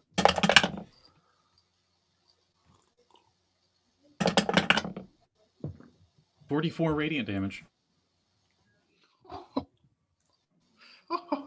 It's dead. It is so dead. You slash it into you see chunks of it just like burn away from the radiant damage from your sword. And it just dissipates into nothingness, looking like just a mangled block of scoosh. It's like someone took a block of gel and just cut through it with a hot knife. Just kind of like... And then I turn it off again and go back and go towards the door. So uncivilized. You see a hatch that goes downward and the control panel to steer the ship in front of you. Whatever this is, there's probably many more here. I have to throw some shade. So slightly underneath her breath, but to the point where Dalgar could definitely hear it, she makes another comment about leaving jobs half finished. Leaving jobs half finished. I finished it and then moved on. No, remember the original comment? I know Blake does. I'm asking Scotty specifically. Do you remember the previous comment? No. Okay. It was with that robot that was attacking off of your ship. You put your weapon away, and then it was still a threat. That's when she made the first comment. And you put your weapon away initially, and you were like, "Wait." Exactly. It's and still this alive. one is another comment because you headed to the door when there was still something else. Got it. Okay. You head towards the hatch that leads downward.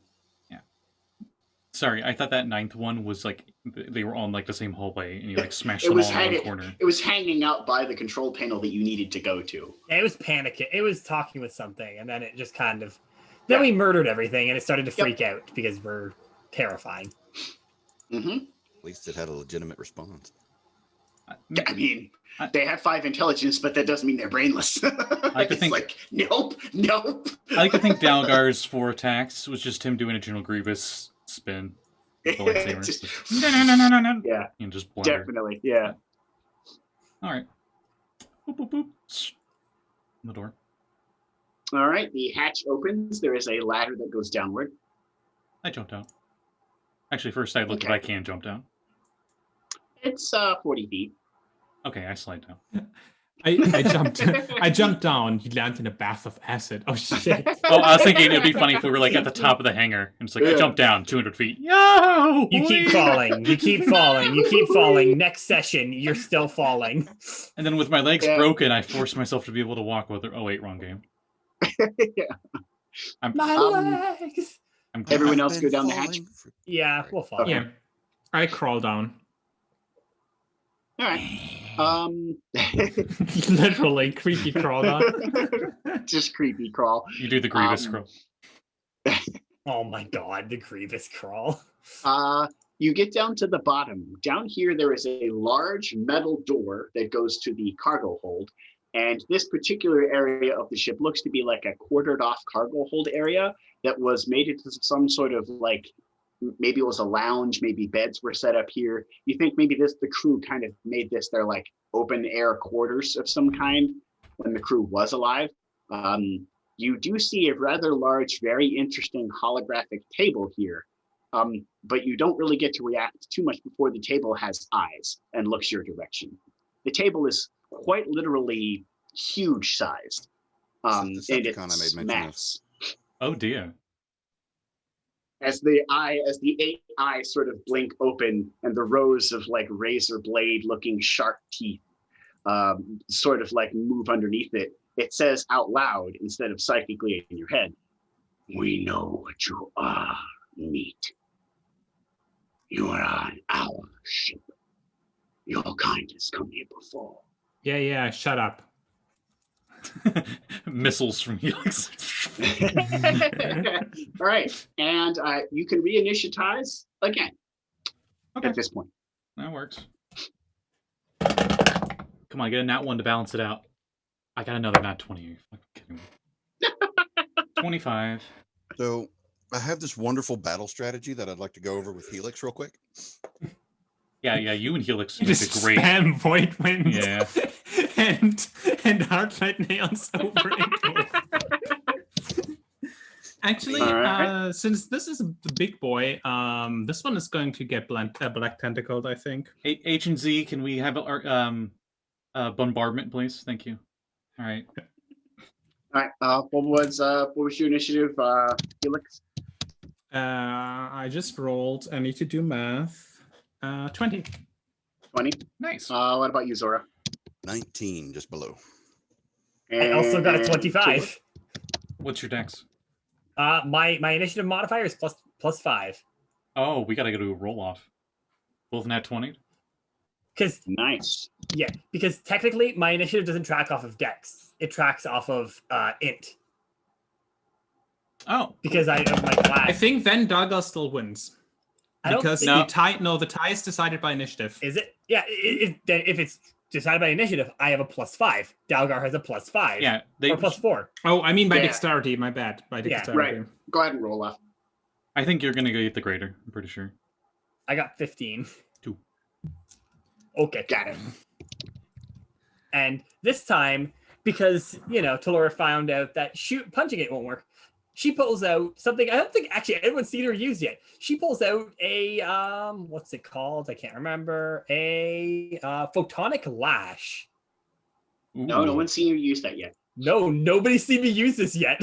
Photonic lashes are cool. Wait, do you only have the Laser acid whip. blade cantrip as a melee one?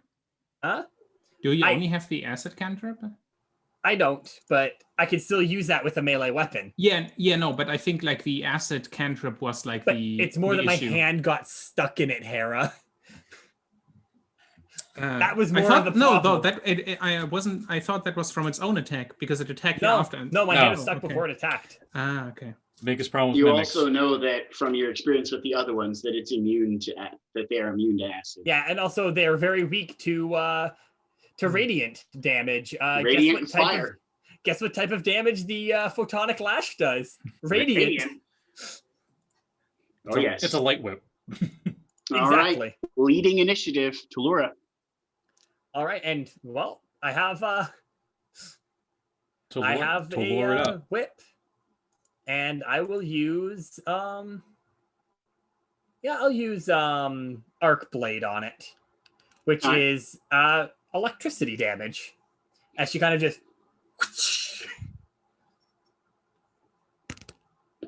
All right, that is a 16 on the die, an 18 on the die. I'm going to assume an 18 on the die hits.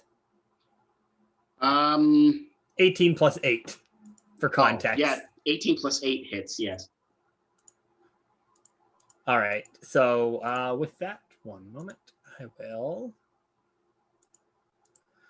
roll my damage. So it's a D4 plus a D8 plus a D8. Someone posts out arc baton traitor. Oh hey, Uncanny Adventures. We're fighting a greater mimic. After just tearing the other ones to shreds. Mm-hmm. Did I beat its AC by 5 or more? Yes. Okay. 8, 9, 10, 11, 12, 13, 14, 15, 16, 17, 18, 20, 21, 22, 26 points of electricity damage and 26 points of electricity damage. All of it is electricity. It doesn't matter what I use, but the reason why I'm using this is because now I am going to one second, I just need to check something real quick. I'm going to hit it once and then take a step back. Okay. Kind of to No, stay in range. no. Stay- No, for opportunity attacks. No, I but will Hera. guarantee you opportunity attacks. Okay. Well, no, you can't guarantee me opportunity attacks. Even I if can you- guarantee you opportunity If attacks. you move it, Hera, it doesn't count. Yes, it does. No, No, it it does doesn't. not. It It has to does move if it willingly. moves when using its own reaction. Nope, because it's not moving on its own will. It does. Dissonant Whispers triggers opportunity attacks because it moves using its own movement. If you push it, it doesn't. If you use Dissonant Whispers, you trigger opportunity attacks because it uses basically its own reaction to do shit. Push it. I get that. All right. I don't- It's Do a you dumb- move it's a or song, do it's you dumb. stay there? Okay, I'll stay there. Mm-hmm. I'll stay within. I'm still at 10 feet away from it, anyways. So Okay. because it has reach. If that's your turn, Dalgar. I'm gonna move up and I'm gonna try to be the shield equivalent, and I'm just gonna take the dodge action, but I'm gonna try to stay in front of it.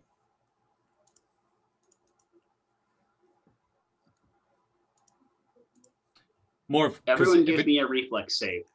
a dex. Okay, deck save. A dex save, sorry. It's 3.5. Re- I know reflex, what you mean. reflex sounds so much better. It does. It does. It's so much better. Yeah, it does. I'm gonna use my Indomitable to re-roll that nat 5. I got a 22. I got an 11. I turned I'm it feeling to a like nat 22. 2, so 7. And 22 for me. Zora and Talurra, you take half of this. I just wasted my Indomitable. God damn it. This isn't a legendary ability, is it? Nope, it's a spell.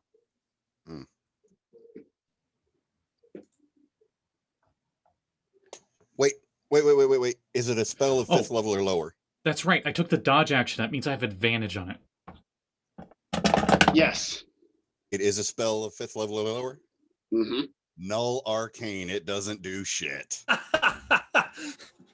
Okay. So What level was it? I do need to So- remove that from my spell points. It's a 3rd level. Copy that. okay, so I didn't use Indomitable. Okay. Yeah. Thank I you. apologize for ruining your shit. No, No, please. Thank no, you. it's what abilities are for.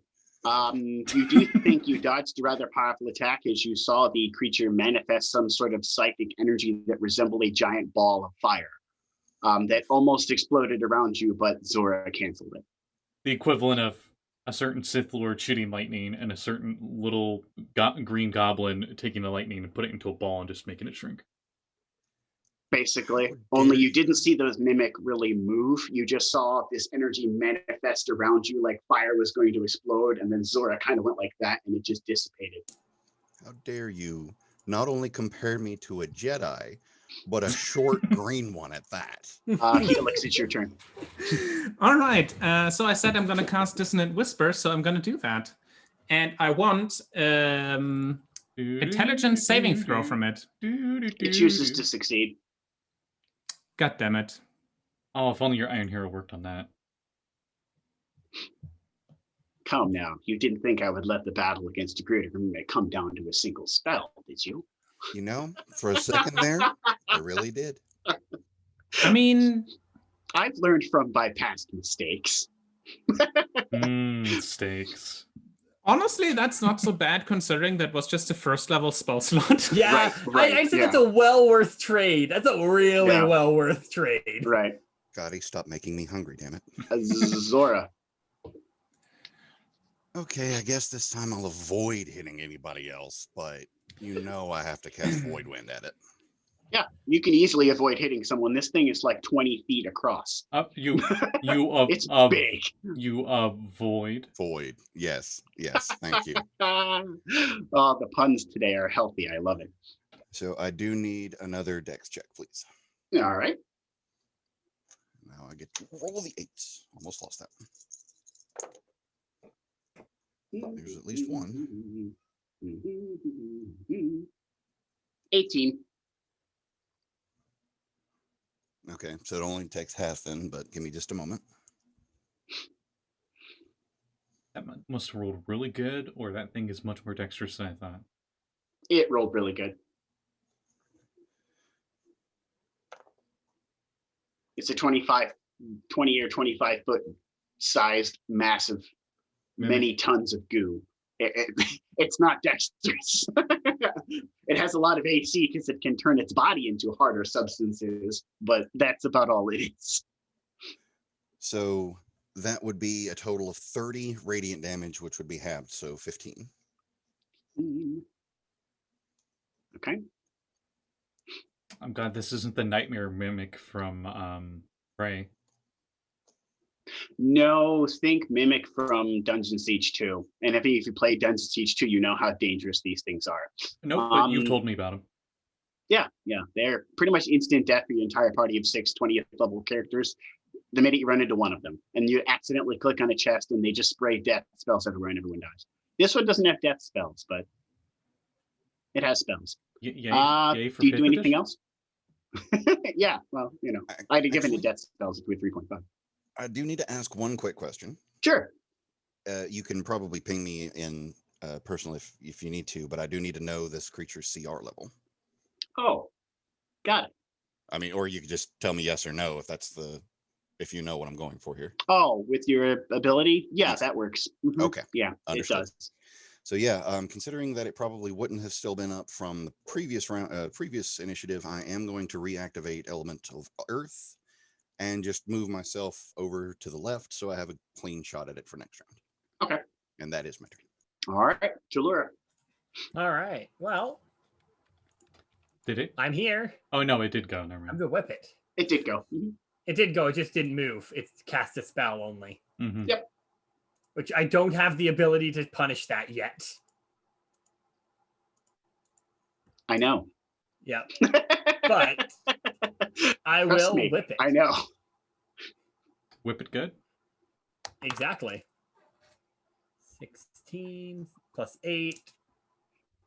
I should pull up my I calculator. feel like again. we should be in a spaceship chase for Eurobeat. Deja vu. 24 to hit, and I'm assuming that beats not my ACO fault by it came up. 5. No, it doesn't. It doesn't? 24 Nope. doesn't beat it by 5? Nope. Concern. Jesus, that's a 19 AC? 19 plus. 19 plus, yeah. That is a concern. Mm-hmm. That is ridiculous. Okay. So I do that, plus that, plus that.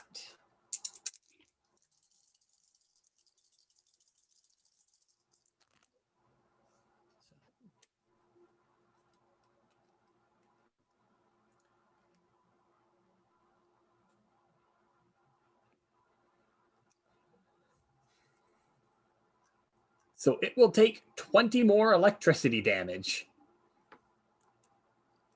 as I whip it with an electro whip. All right.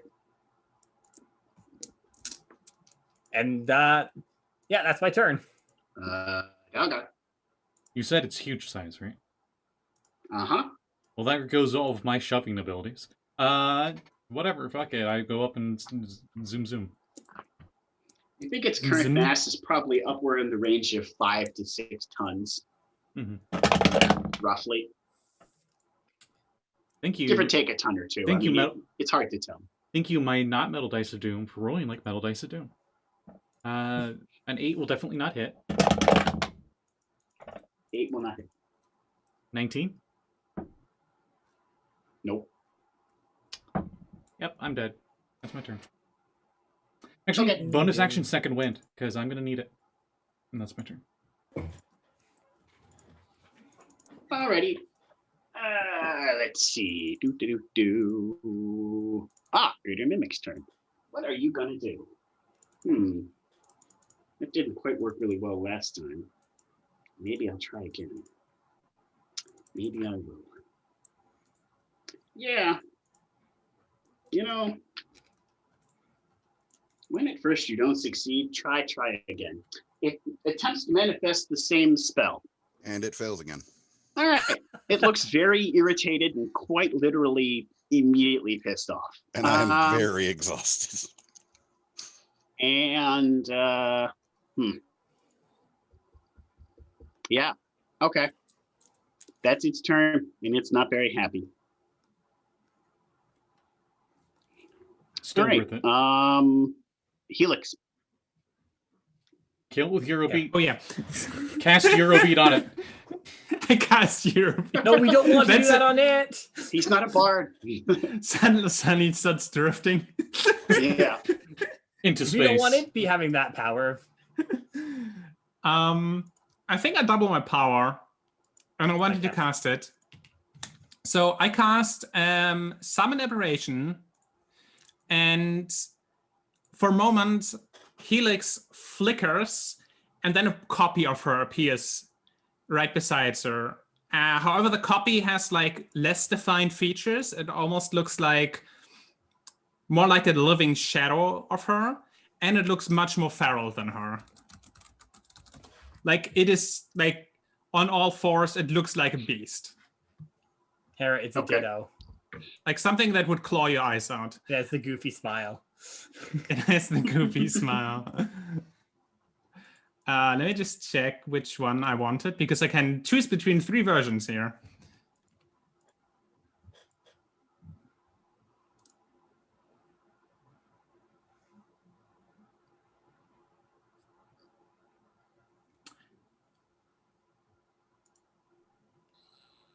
All right, yeah. I'm going with the star spawn in quotes.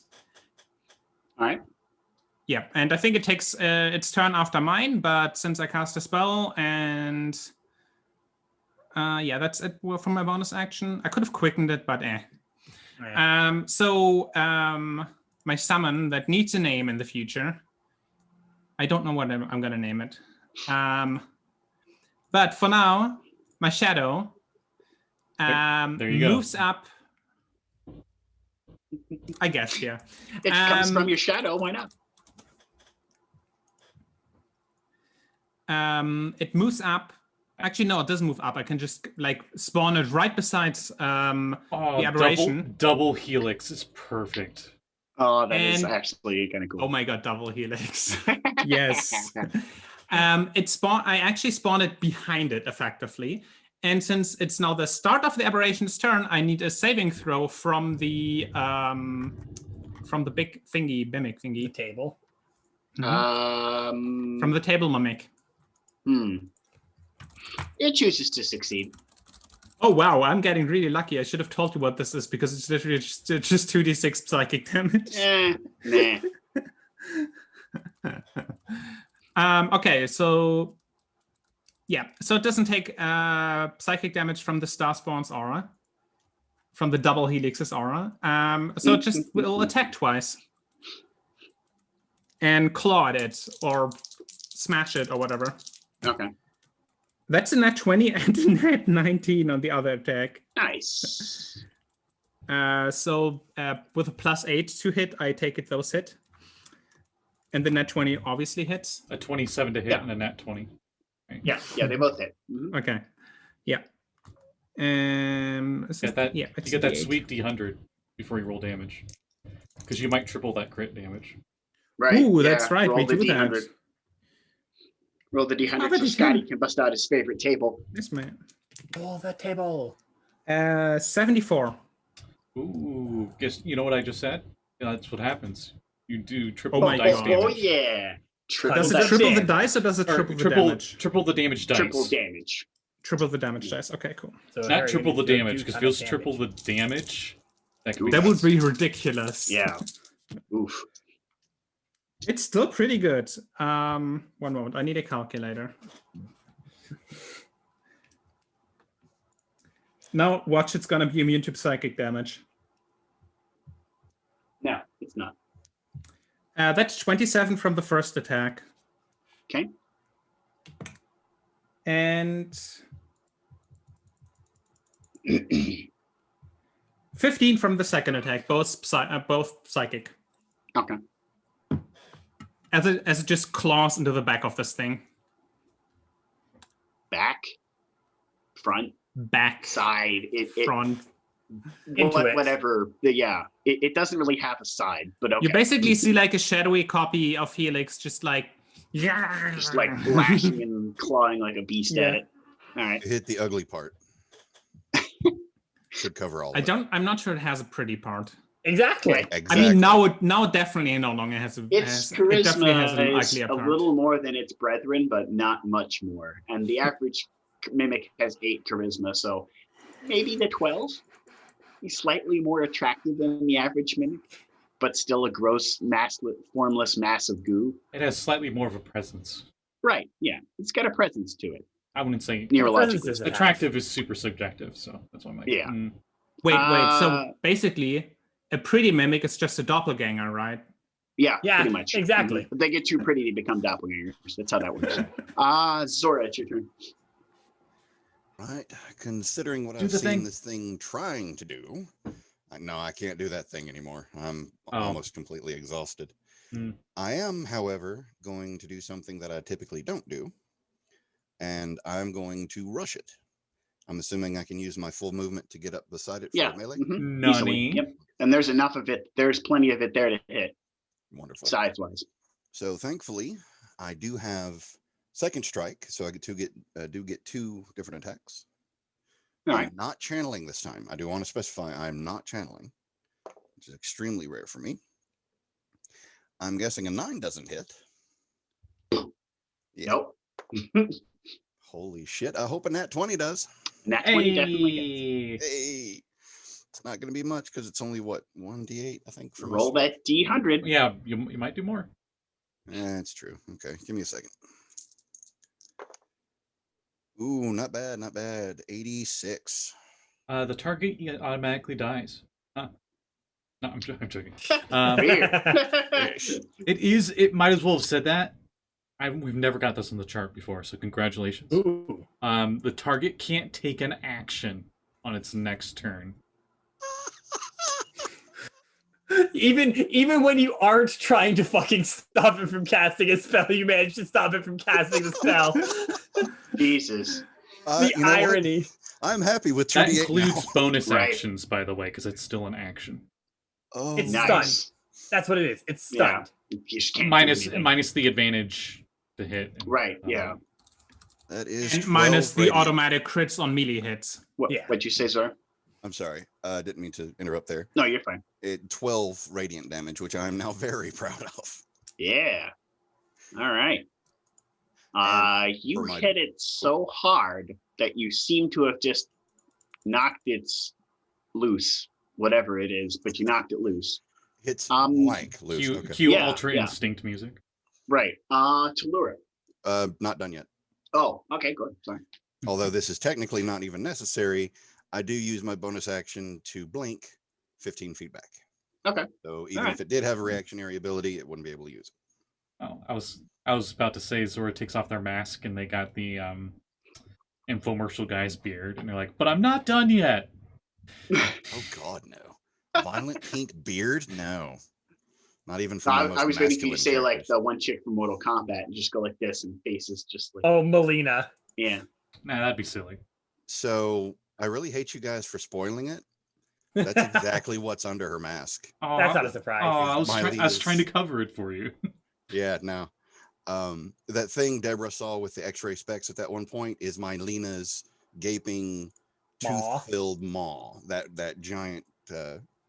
So can we just fly our ships into Zora then and jump across space? Not big enough. No, you can, but you'll get the hit every time. Yeah, you'll get the hat every time. It might not be as might not be as fun. I was gonna wait to reveal that with some type of critical hit that would strike my faceplate, but it's already out there. So it's my turn, I assume now. Yeah. Okay, that's a nat 20 as well. Come Oh on. my god. All right. Combo. Yeah. What do you think of this, Oliver? He thinks it's crazy. Oliver thinks it's a bunch of sass. Yes, he does. So I got a 92. Oh, oh my god. So Scotty, I hope that the pressure's on you now, right? You have to finish the Don't combo. be the combo I know. breaker. Don't drop the combo. Don't and I drop already the action combo. surge, so I can't double my chances. Okay, 92. Your attack was made with a spell or magic weapon, right? Yes, spell. A shockwave is released from your attack. Creatures within 10 feet of the target, including you and the target, must make a strength save.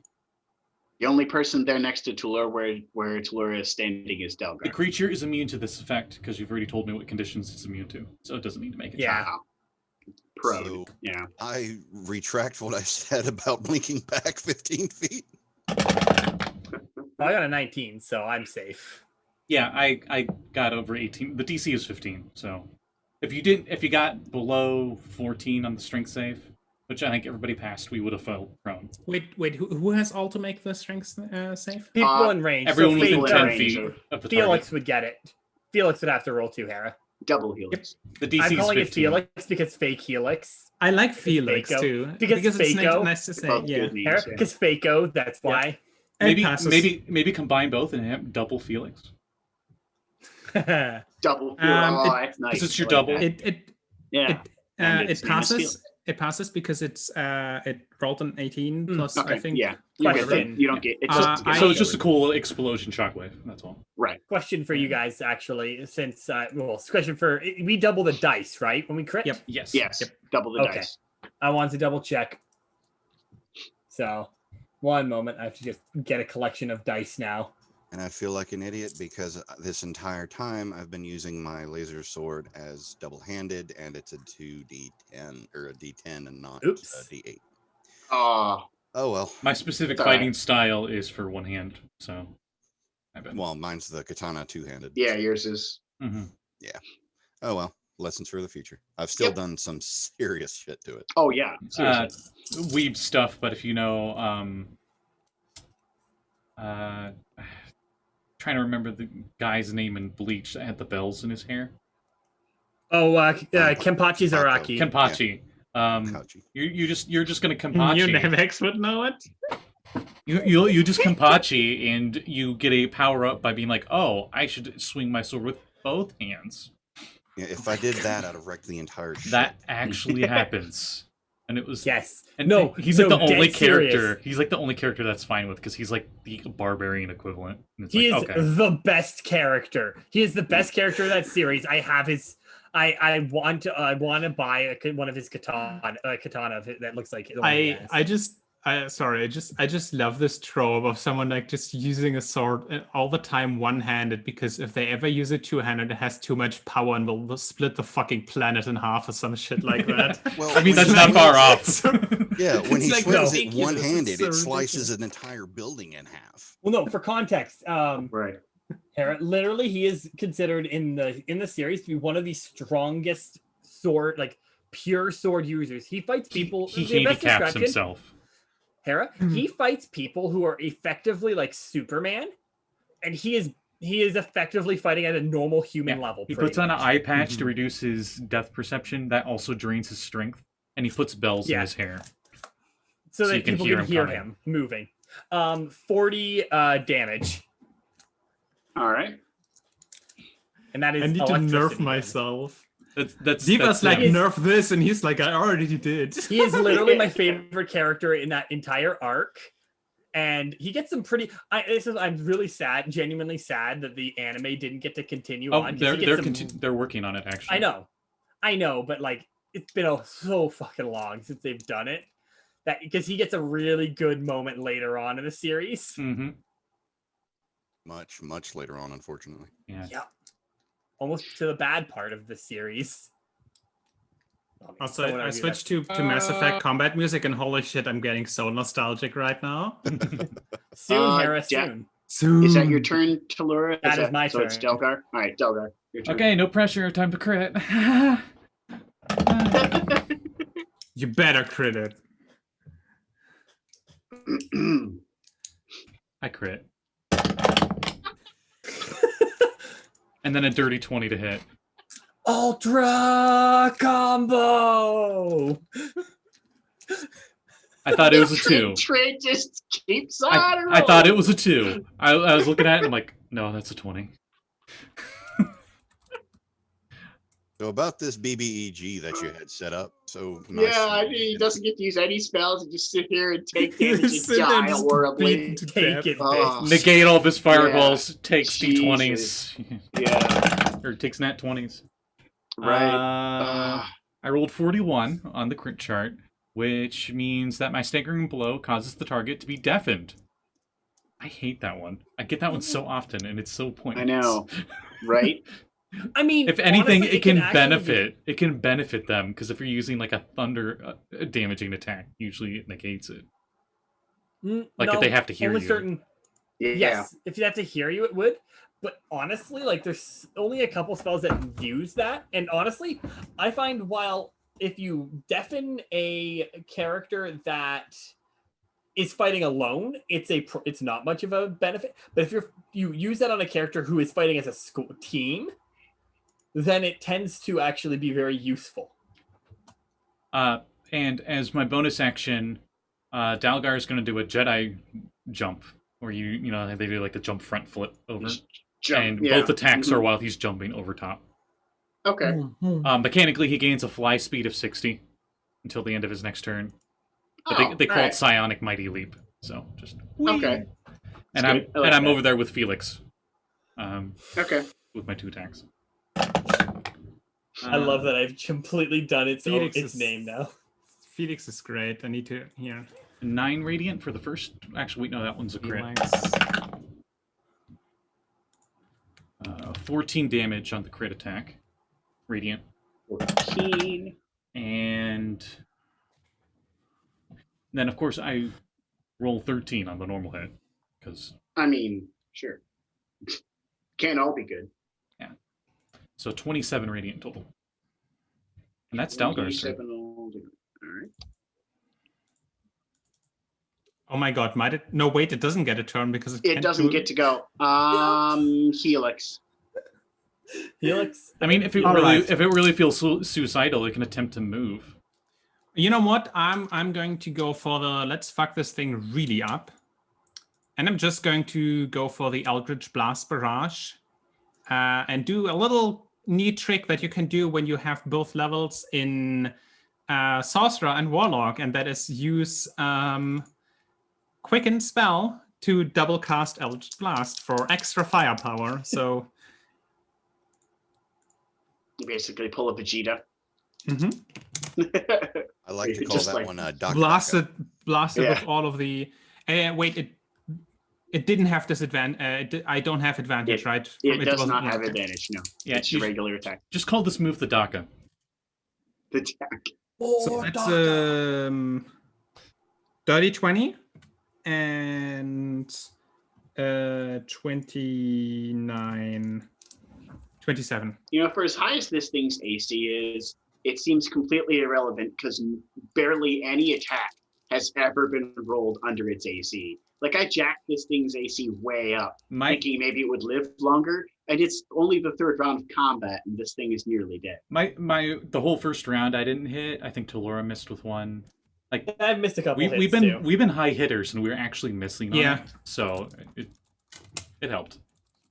And the other 2 hits are both at 25. Also, we're rolling way too many nat 20s. Can't really calculate nat 20s into your... Yeah, you can't... Yeah. We did roll a whole lot The crit train was rolling for a while there, yeah. So... And... Yeah, it is the Acathian Rain. It has to be. For context, Hera's character is built off of a League of Legends character. Because that's apparently all I do.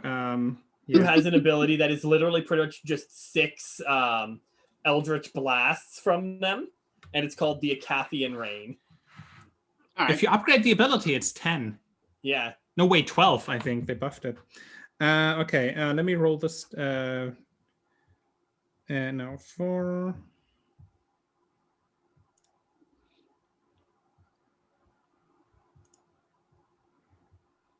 43 force damage. Oh. All right. Bombarded. I'm not going to push it, even though I could. There is no size limit on the push on Eldritch Blast either. Yeah, also... there needs to be a weight limit on it. That's just stupid levels of ridiculous. It is the most ridiculous thing ever, but it doesn't have any limits that you usually would expect on an ability like this. There's no size limit. I mean, the size limit sort of makes sense, right? Because it's a spell and not like you're physically pushing it. It's a spell, exactly. But there's also no no limit on how many times you can do it. I don't know. Right. I can. There needs to be some kind of limit. It's a bit ridiculous. I can do that as well with my psionic push thing, but the thing is, it has to be a melee. It has to be a melee attack. So the second I push it once, they're out of range for me to do it again. Right. So you can only do it once, which is nice. But with the Eldritch one, you can literally do it quick and quick and do it at the same time. On the other hand, also blast I have a off size cliff limit. On the other hand, the thing with Warlocks is where you usually like have this ability mostly on. It's like you have your like 2 spells that you can cast, and then you have your Eldritch Blast, and then you have a whole lot of nothing. Right. Right. Wait, Warlocks get other true. spells? Incredible. Incredible, I know. It's your turn. Actually, it's my aberration You're gonna turn move? because it. Oh, your aberration. Right. I forgot there's 2. So yeah, I want a saving throw. Huh? A saving throw What for? against a 16. For its basically any. It has this. Is it like a dexterity save or? No. It's an intelligence. No, wisdom saving throw, not intelligence. My bad. From the whispering aura of this iteration of Felix. What's the DC? 16. It passed. Okay, then it doesn't take damage from that, but it does take 2 attacks. Does it control what? One of those definitely misses because that was a nat 2. Does it control what the other gets one- hit by that aura? Nope, because it's behind it. So I Unless you move directly. I got to roll as unless well. Next to it. 'Cause Yeah, I mean, I did you jumped move directly besides it? It's, I did state I jumped over top and I was right next to it. Yep. Okay. Yeah. Then you do. I pass on the dice, so that's fine. Okay, then you take no damage. Also, it says whispering aura, but I feel like it should be like some kind of scream or something like that fits better. Did it roll to hit or no? What were its One attacks? hits. Okay. And not for great damage though. That's a 8 damage, 8 psychic. All right. Now I'm over. And okay, now Zora, it's your turn. Okay, so I just realized I could flavor this a hell of a lot better than just pointing it at out of the end of my laser saber hilt. For flavor, for this attack, the laser saber is held up by kinesis, pointing straight at the target, but my arms do the final flash from Vegeta with it as its crux. Okay, so you're just like, And boom. yes, and Okay. I am firing off my Void Wind because Alright. it was not able to do anything this turn around. So I've got the spare points in case. Oh, I was thinking you're going to do the Trunks thing where you're like, beat it. Yeah, no. I don't have a large ball Yeah. attack like that unless I upcast Chromatic Orb, which thank you for that idea in the future. Mm-hmm. So I do need a dex check, please. All right. I get to I just- roll 40. I just realized if I would have done the Psionic Strike, if I would have added that to my crit attack, I would have doubled the damage for that too. Because it works like Smite. It seems to just get lucky with its rolls on your abilities, man. It succeeded. So half damage. Ah, crap. Oh, well. Dirty 20 with its roll. That's fine. It's still radiant damage, and I did roll an 8, so that's... Might still be enough Another to kill 8. it. Its hit points are low enough. Yikes. And last one, freaking 7. Just So Yu-Gi-Oh! Life points. a total of 39 radiant damage, and it would... No, it passed, so it wouldn't be pushed back 15. But still, 39 radiant total. Okay. It dissolves into nothingness, but unlike its brethren, it does leave something behind. There is a small pink crystal sitting on the ground where this huge-sized creature once was. Crystal's about this big. What is that? I may hand it over to Awesome. Zora. 5 Okay, feet away hang from on. you, so that way if you actually want to get it, you can go to it, but I'm not putting it in your face. Yeah, no, I would definitely take it, considering the thematic. Are you wearing gloves for your character, or do you have bare hands? Haven't touched it yet I be- using I believe he has kinesis. Okay. he has human hands. She? She has human Yeah, hands. I was gonna say, I don't know if she has gloves on or not, though. No, Oh, it's for you. basically like the I was Avatar. I was joking. Okay. Bare hands. Whatever. Oh, got it. Okay. Hmm. Right. No, but I do definitely want to look this thing once over if it's that violently pink. It is quite literally as pink as your avatar's hair is, Whew. with it almost glows like a candle slightly. It doesn't emit light you can see with, but it is like a very dull candle illuminating of the pink color. Ooh. You feel a great mass of psychic energy coming from this thing. Anyone else who's psychic also feels some sort of psychic energy from this thing. Talurra, you're the only one that doesn't really feel. I don't feel shit. You're like, I was about to say, what's going on? I think that's almost everybody. Yeah, that's literally everyone with Talurra, which is why there were private messages for the message everyone got earlier that Talurra didn't get that said you feel a psychic presence here, because Talurra wouldn't feel that. So that's why everyone got that message except Talurra. This is just like when I played Star Wars FFG. Right. Everyone else heard that, knew that Order 66 happened, and then there was me. Right. Didn't took any force sense. Yep. So if it's got a psychic presence and it's violently pink, I have to try. I try to ping it psychically. All right. It pings back with psychic energy. There is definitely some sort of energy present here that is indeed psychic. You don't know what it does specifically. You may have to attune to it, but you know that this is definitely some sort of psychic energy. I asked my friend if they know what this might be. Yeah. Your friend replies with, "We don't even know what that was. We were fighting." Fair enough. Fair enough. I mean, Zora, do you know what this is? I kind of shake off the question for a second because I do want to once over this thing to make sure it's not going to explode if I happen to grab it. Feeling your telekinetic pull on it, I let go of my telekinetic pull. All right. So do I need some type of arcana or? Do you think it might just take time to study this device to figure out what it is? It doesn't look lethal. It doesn't really look lethal as it stands right now. You do know that some psychic devices could possibly contain the personality of something else. But you don't necessarily think that's the case. This might just be some sort of psychic crystal, which is common in areas or in beings that contain a great mass of psychic energy. Can I roll a history check to see if I've heard of anything like a psionic crystal? You sure can. I'm gonna try and slip in my Quarian quirk here. As she's looking at the crystal, Zora's gonna just exclaim out loud, not even thinking about it this time. Altaziel, this does look exceedingly my style. And she will reach up and grab the crystal. It's an Elder Soul Stone. we can control, like, not control. We can power a wraith with it or something like that. I was about to say we need a wraith bone mech. Anyway, 18 on the history. 18, you have heard of psychic crystals being present in areas where mass amounts of psychic energy is present. You've even heard of them spontaneously growing out of the ground in communities where there's a lot of psychic energy around. You think this may be a psi crystal. I would like to think one of the laser grain masters of the Laser Council probably had at least one. Yeah.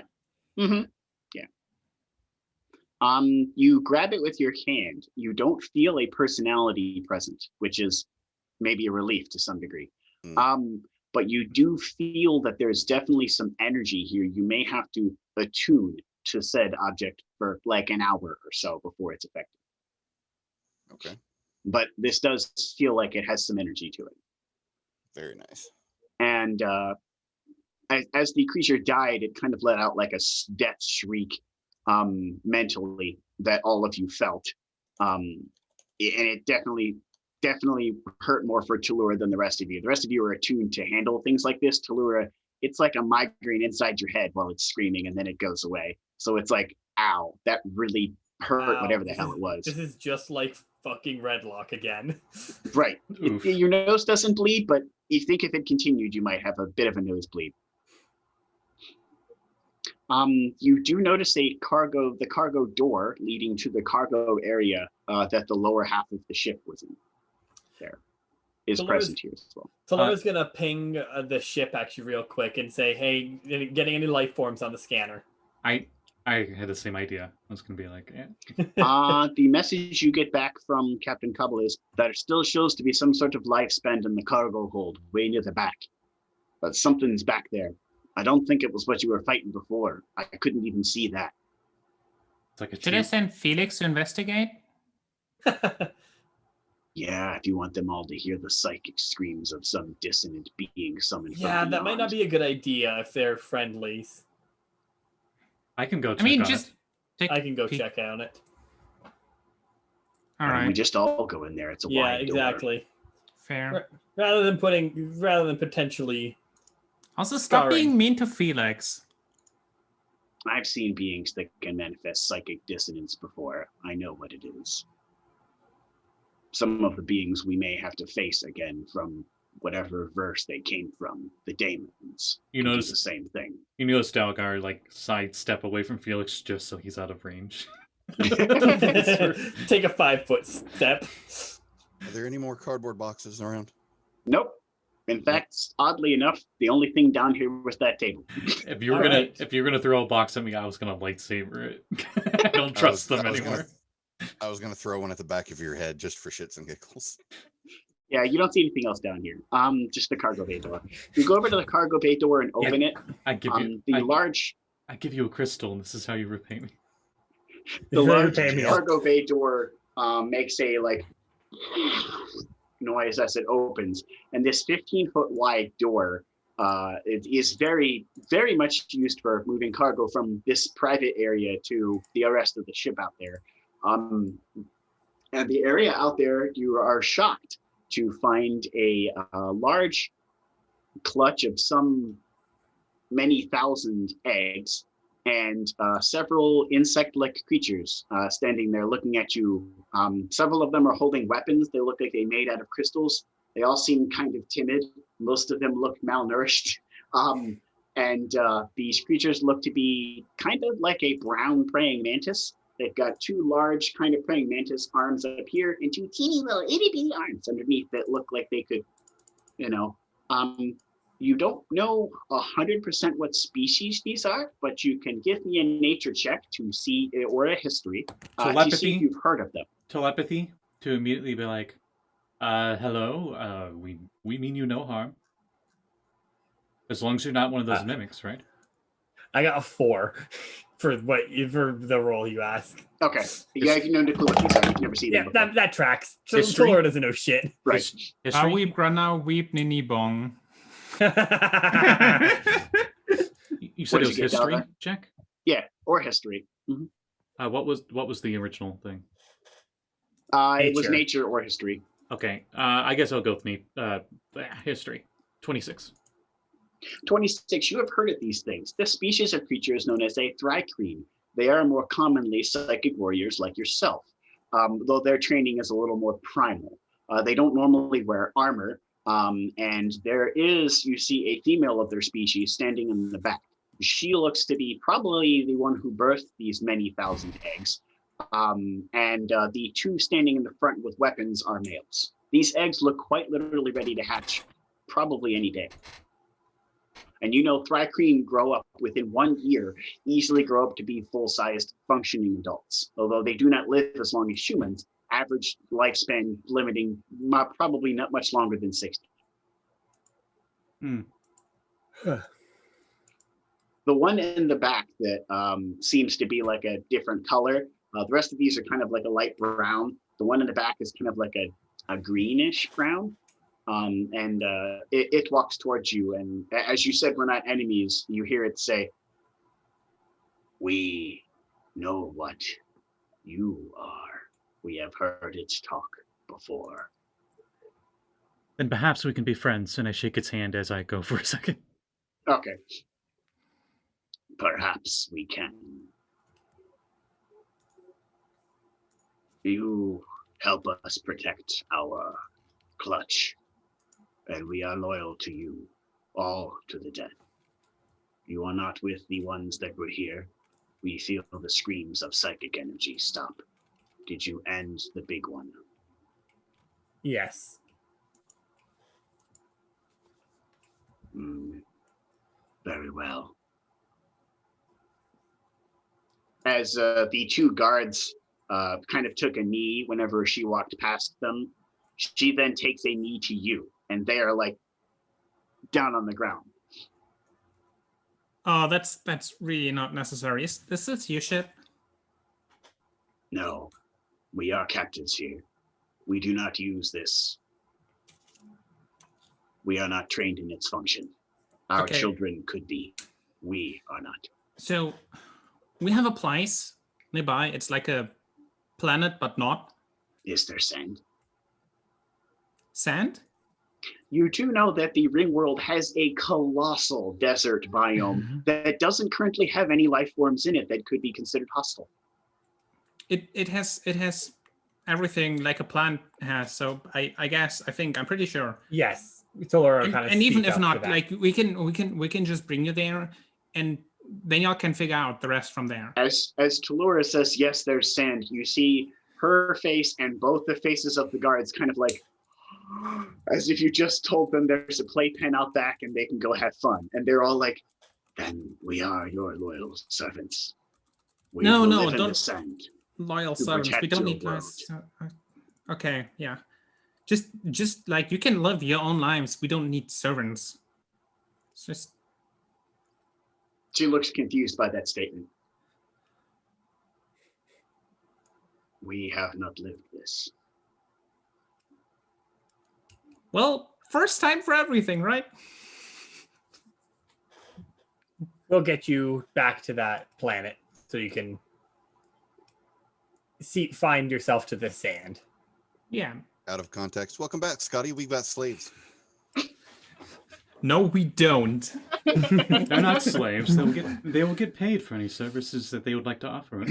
We're gonna drop them at the we're gonna drop them in the ring world at the sand area because they really like sand.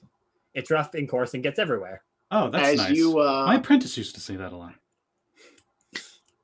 As you kind of say they will get paid for their services, the female one of them looks like, what is pay? We will trade goods for goods.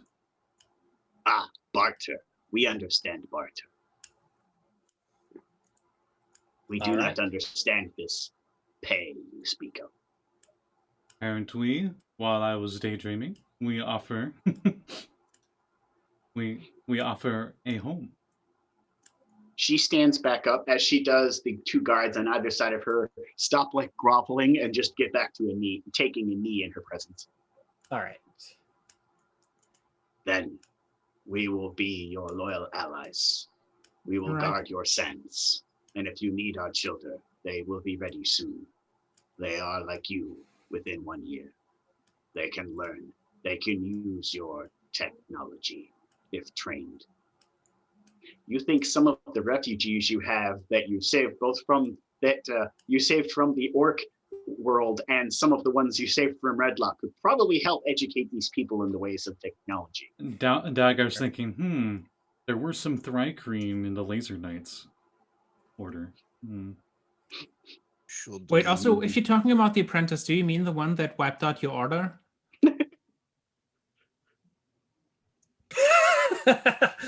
That silence is deafening. I wasn't sure who you're talking to for a moment. That's not in character because Helix has no idea about that. Who else has had as an apprentice here, Scotty? Zora, maybe? I don't know. No. Well, then, I guess one of us needs to pilot this thing back there because we're not going to be moving that clutch of eggs if they're ready to hatch. Well, we have the captain. Look, Cathion says that and looks over at Helix. You want the freighter? I mean, That's what you're used to piloting. Of course, I want the freighter. Should we right. return to Ringworld and let them go off the ship first or head on to the ECA? We should probably drop them off first. Yeah. We don't know what condition this freighter is in. Let's fire up the Dark Matter drive and see what she does. We got to get this thing out of the big black or something else will take it. Last thing, we need scavengers with this much empty space. While we're on our way back to Laura, would you mind coming with me and we just make sure there's no more mimics on board? Sure. You search every object that doesn't look like the wall. You don't find any more mimics aboard. I just like ship mimic. I just casually mage hand. I considered a that. few of them. Talurra also uses mage hand as well too. I considered that for the greater mimic. I actually thought making the whole ship a greater mimic when you go inside, it just looks like a ship, and all of a sudden you're like, oh God, we're in a stomach, But I was like, let's not do that. That would have been a good ship. That would have been a good ship battle, I think. Right? So, No, we're getting there. Like I said, I'm getting to the space battles. All right, so we'll segue this part of the adventure since we're at a good wrapping up point right here. You successfully have saved the freighter. The freighter does not have a designation. You think whatever happened in the assault might have destroyed, wiped out, or just removed a lot of the electronics that were here. So the ship may need some repairs, and then you'll have an effective ship that you can basically use to carry all of your ships in. So you might not be able to take it to the ECA, but after the ECA, you'll have a ship, you'll have mechs that are repaired, and you'll have a place to put them all that still gives you room to build a house inside of. Hell yeah. So the ship doesn't have a name, right? Not that you know. So I mentioned a little story earlier of a ship that Helix was on that blew up. And she's going to name it also the Canterbury in honor of that ship. So this is how it's set up with a lower area beneath some of it. I've doodled what the ship looks like. You came in through the airlocks, which are big holographic doors. And you went through this door in. Here's where we went down the hatch. There's a lower area beneath here I didn't doodle that's the same size as this. That's just an empty space that separates from this area underneath. And this huge area underneath is the whole underside. Actually, no, I did on the other side. I'm ahead of myself. There's the underside. Sweet. And there's the engines, and then you have the whole underside of the ship. And the dark matter drive is actually behind where, in this area back here, where the Thri-kreen were. So you walked down here to get to the Thri-kreen, but the Mimic was right here when you came down the hatch. So it looks like a big scanner table. This is the Canterbury now. And this is the top hat. Isn't it especially bad luck to fucking name a ship after a ship that's been sunk? Perhaps you should name it the new. It is really bad luck, Hera. It is really bad luck. It depends on how it gets sunk. Does the dark matter? There's a reason why there's not another Titanic. Go ahead, Zora. Well, the Titanic sunk in a catastrophic accident. Hang on a second, guys. Go ahead, Zora. I was just going to ask if the dark matter engines produce any type of vibrations at all. No. When they fire up, it just kind of okay, magically ignites. So the eggs aren't scrambled. Okay, just no, yeah. Okay. That would have sucked. I liked that. Yeah, I liked it. That was good. In fact, it actually makes the temperature in this room a little more hot, which you think might be great for the Thri-kreen since they like deserts. For you, it's a comfy 70 degrees in here, Fahrenheit, Celsius. I'm sorry, I can't do that calculation that quickly. 20, sorry. Yeah. It took me a minute I deal with temperatures for work. So I was like, wait a minute. I know this. Yeah, it's in there somewhere. Come on. But you fire the engines up, makes it a little warmer in here. Now closer to the desert temperatures that they're used to. And the rest of you get up to the cooler areas up top and pilot the ship back towards the ring world. Yep. You drop them off at the desert, which you've never been to yourself. There's no hangar there, so they have to take the train, which is awkward. But slowly but surely, the eggs are all carefully moved onto the tram. The tram train uses basically almost light speed technology to move around the outside of the ring world, or it would take many months to get to it somewhere else because you're moving around the outside of something as big as the Earth's entire orbit. It uses basically like phase technology to kind of teleport in short bursts to get there really, really quickly, moving at close to the speed of light without any actual jostling to the passengers, which is nice. When you get there, the tram doors open and the rest of you are greeted to a colossal desert, a desert that is as big as if you were to take Earth's entire landmass, or entire surface area, in fact, and just stretch it out openwards in a flat space. That's how big this desert is. Talurra is hiding as far as the corner as she can away from the sun. To the left, there is a mountain range that is equally as big as yet a whole nother Earth's worth of just mountains, perhaps more. In fact, this looks maybe several Earths or several Terran Earth-sized objects in size in just the desert and the mountains alone. That's a big sandbox. It's well larger than you think any species could ever hope for. As you get there, a voice on the train goes, "Bing. Greetings. Now entering desert biome. Many caves and other undersurface areas exist under the mountain range. This could provide a cool place to survive to escape the desert heat. Desert temperatures more commonly reach quite hot temperatures during the sunlight hours, and nighttime hours are very freezing. Be safe out there and avoid the cactus." And then there's another bing afterwards. You see many species of very strange, odd, and very alien to all of you, looking species of bright purple and orange cactus growing in this desert, as well as quite a large number of green ones.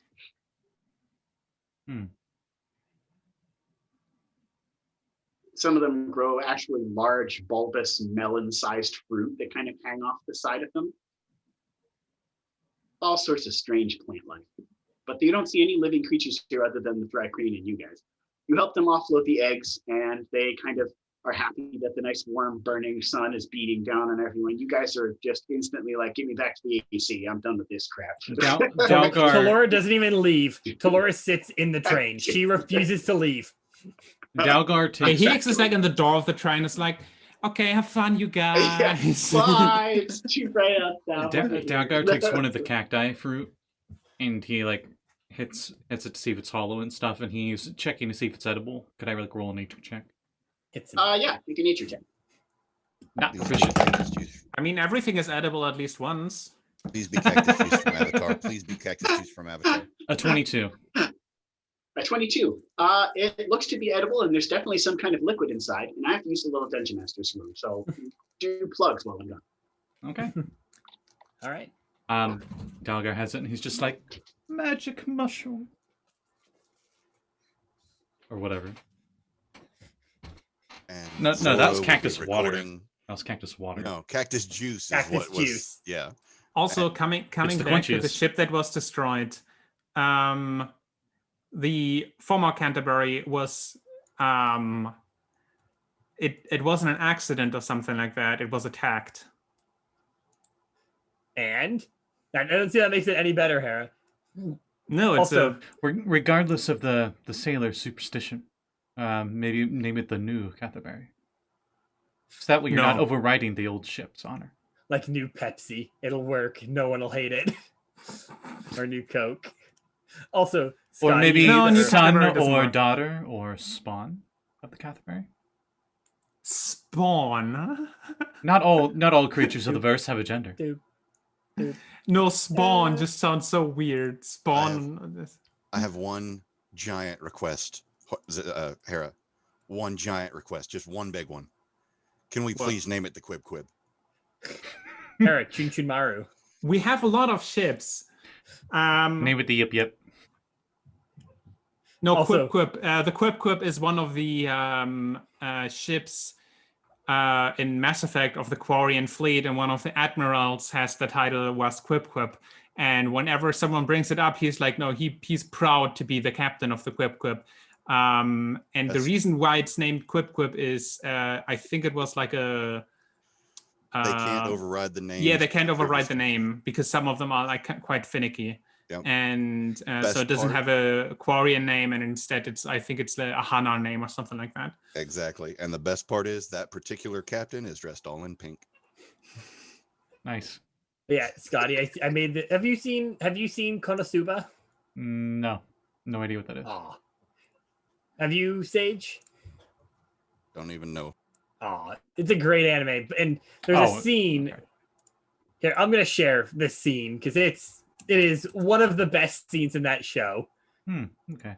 He gave us one task which we failed to fulfill with his little DM break. Yeah, we did. We were discussing on what to name the ship Yeah, that Helix has. I do Oh, like. I actually do like the Chinchinmaru idea. It's fun.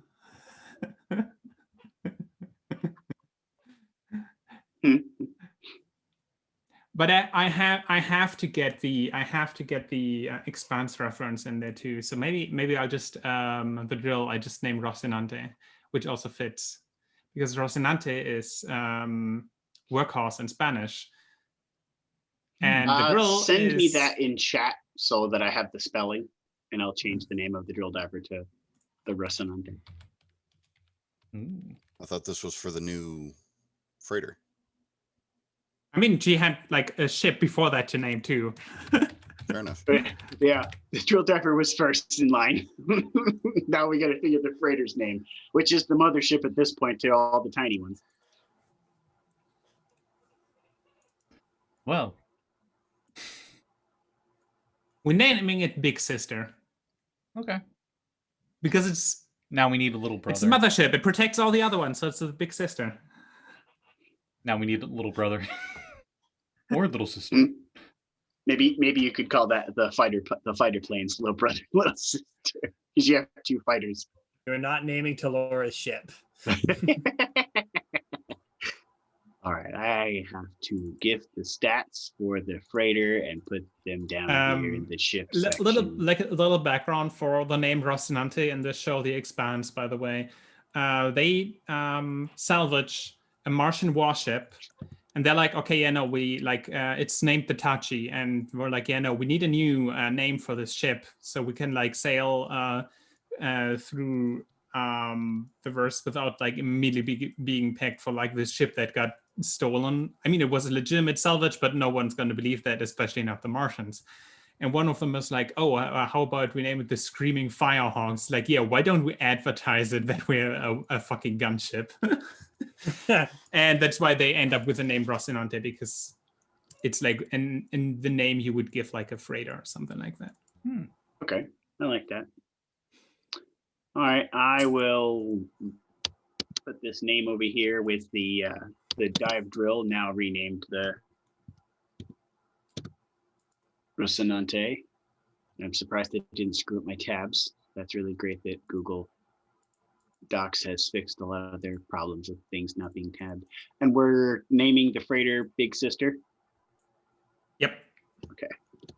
That's why I didn't name it in German or something, Hera, to make it all of us say that in German.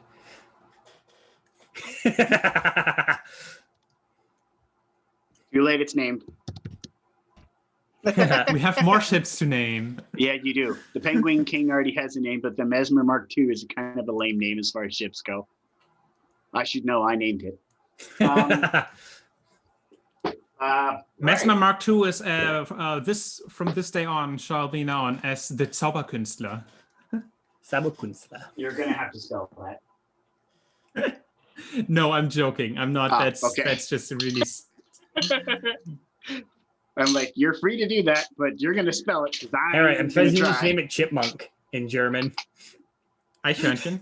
Eichhörnchen. Everyone say Eichhörnchen. It looks like a giant fish. It looks just like the Mesmer fish from Subnautica. You need to remember a reminder of what it looks like. It has the eyes are actually where its weapon systems is in the front, and the fins that open up like this are its Mesmer system. If you channel just a spell into it, it initiates the Mesmer function, and the Mesmer function can stun another ship. You can stun the pilot or the whole crew, whatever your choice is to target. Which I recommend you stun the captain, but you don't have to. And if you're fighting a space creature, what's the captain gonna do if his whole crew is stunned? The crew can do nothing if the captain is stunned because he has to order the people to do stuff. So if you stun the captain, the crew is. They can do their own thing if they want to, but the rules in the book state the captain has to order them to do stuff on his initiative. So I would say the captain is stunned so the ship couldn't move. But that would be a good way to stop the ship from moving. But figure out a name for the other ship if you want to talk amongst the chat and stuff to name the other two if you want.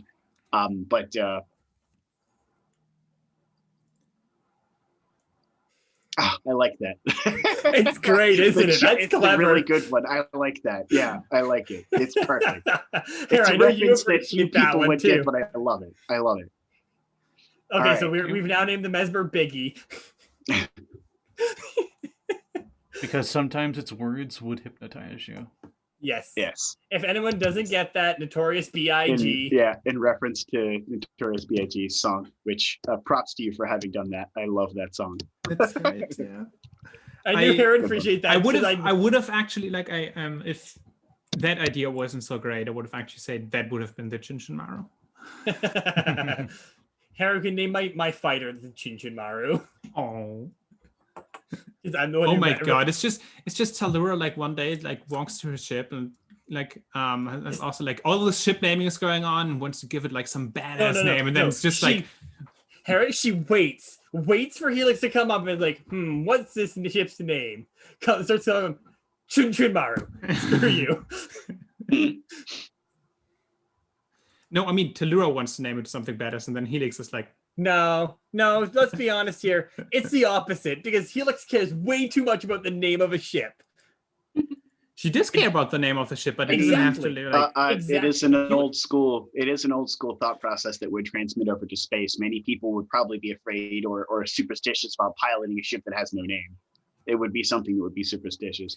The freighter has a designation before you named it, Big Sister. Its designation was the letter F because it's a freighter and a bunch of numbers, which I'm not going to make up. No. What I mean is like, she would like care about the name, but like she doesn't care if it's like a, it's a cute little ship, so it can have a cute little name.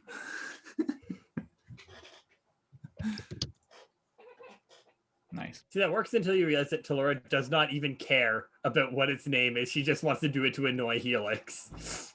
It wouldn't annoy Helix. Yeah, it would. If she was coming up with a really good name that she thought was good, and Talurra's like, nope, screw you. That would annoy her. Admit it, Hera. Yeah. All right. I knew it. All right. Then we have reached a good point to stop for today. So thank you, everyone, for watching through the adventure today. I know all we did was take care of the anomaly, but hey, we took care of this. Next time, maybe we'll do some shopping, and then we will be on our way to the Elven Communications Array, or the ECA, to take care of the virus replacer that is currently there, and possibly restore communication to the verse, which could reveal another part of the plot. Who knows? But we will have to see next time, because right now, we're done. So we'll go to plugs. Zora, have any plugs? Actually, this time around, I do. Right. First and foremost, I do want to thank everybody here, including those friends in the audience, because I came into this feeling absolutely like garbage and I'd have had a hell of a time. So I want to thank you for that. The actual game plug that I want to throw out there is actually for Scotty's Mists of Kryn's Valley game, which we are getting to the very close to the very end of it, cross between Humblewood and Curse of Strahd, called Mists of Kryn's Valley. Every session might be the last session at this point. Exactly. And it's getting to a fever pitch, and I'm definitely excited about it. Definitely hoping people get to tune in for it. It's definitely worth the watch. They are in Castle Ravenloft, and they are hunting for the Dark Lord himself. The juiciest part of the module. Oh, I love that part. And one of our monk specifically has this arsonist streak, so live or die, he's going to try and burn down the castle before we're done. The stone magically crafted castle. Might end still up melt. End up killing self by lighting it on fire. I mean, that's how he'd want to go, honestly. Blaze of glory. Yeah. Literally. I approve of this way. But anyways, that's all I got this time. That's how they got rid of Durst Manor the first time. Fred's gonna be pissed. Tried to do it a second time too. The damn thing spat the torch back out. Yeah, it did. Oh yeah, spat the torch back out just so we could use the torch itself to melt a frozen compatriot of ours. That Gotta had the worst. Gotta love Kona Cold. And had the worst possible way of being freed from that frozen prison. You'll have to tune in for that one. All right. Well, I guess we'll move on to Helix. I have one plug tomorrow at 12:30 p.m. EST. We're probably going to continue our Masks game. over on Vex's channel, Fractured Moon D&D here on Twitch. Yeah. All right. Anything else? Hera? No, sorry. Okay. All right. Then we'll move over to Talurra. All right. Aside from what Hera just said, which you can find at Fracture Moon D&D or in Scotty's friends list thing, widget he has underneath the thing. You can also find Scotty and me both in our game on Thursday at 8:00 p.m. EST, where we are playing a Saffron Academy. Yep. And yeah, our we are gonna be probably having a guest for that. We don't know who it is yet, but it should be a hell of a lot of fun. It always is. And we're coming back from winter break, so it'll be interesting. Will be interesting to see what you saw next for our group of mystery solving people. Mystery solving goofs. Yeah, our mystery solving goofs is the best word for that. All right. Yeah, that's it. Awesome. Well, last but not least, of course, we move over to the owner of this particular channel, Scotty. Oh, titles weren't necessary, but thank you. Next. No, go ahead. I was just gonna say, I honestly thought he was gonna say Garfield, but you know. Yeah, I thought so too. The true owner. I did consider it. We all know the brains behind the operation. Are you the real brains? He's like, Dad, put me down. He's got the grumpiest face. He hates when I do that. But anyway, thank you all for watching. The next game that will be on this channel will be Unwritten, that is run by Cap Callie, where we will have a guest who is actually in here right now, if I recall. She did tell me. So, yeah. Vex will be guesting. It might be me. And we might be doing some kind of Muppet Treasure Island adventure shenanigans, so we'll see how that goes. Aya is very excited for my character. Yeah, might have mentioned about a hot redhead female pirate captain, and Aya got very excited. So yeah, that'll be Tuesday at 8:00 p.m. Eastern Standard Time. All right. Well, hey, next time we will come back into space here. We'll do some shopping and head over to the Elven Communications Ray to find out exactly what troubles the Replacer has caused there, or what kind of dangers it might have created. So we'll find that out next time. And until then, see you later, Space Cowboys. Bye. See you all on May 8th. Yep.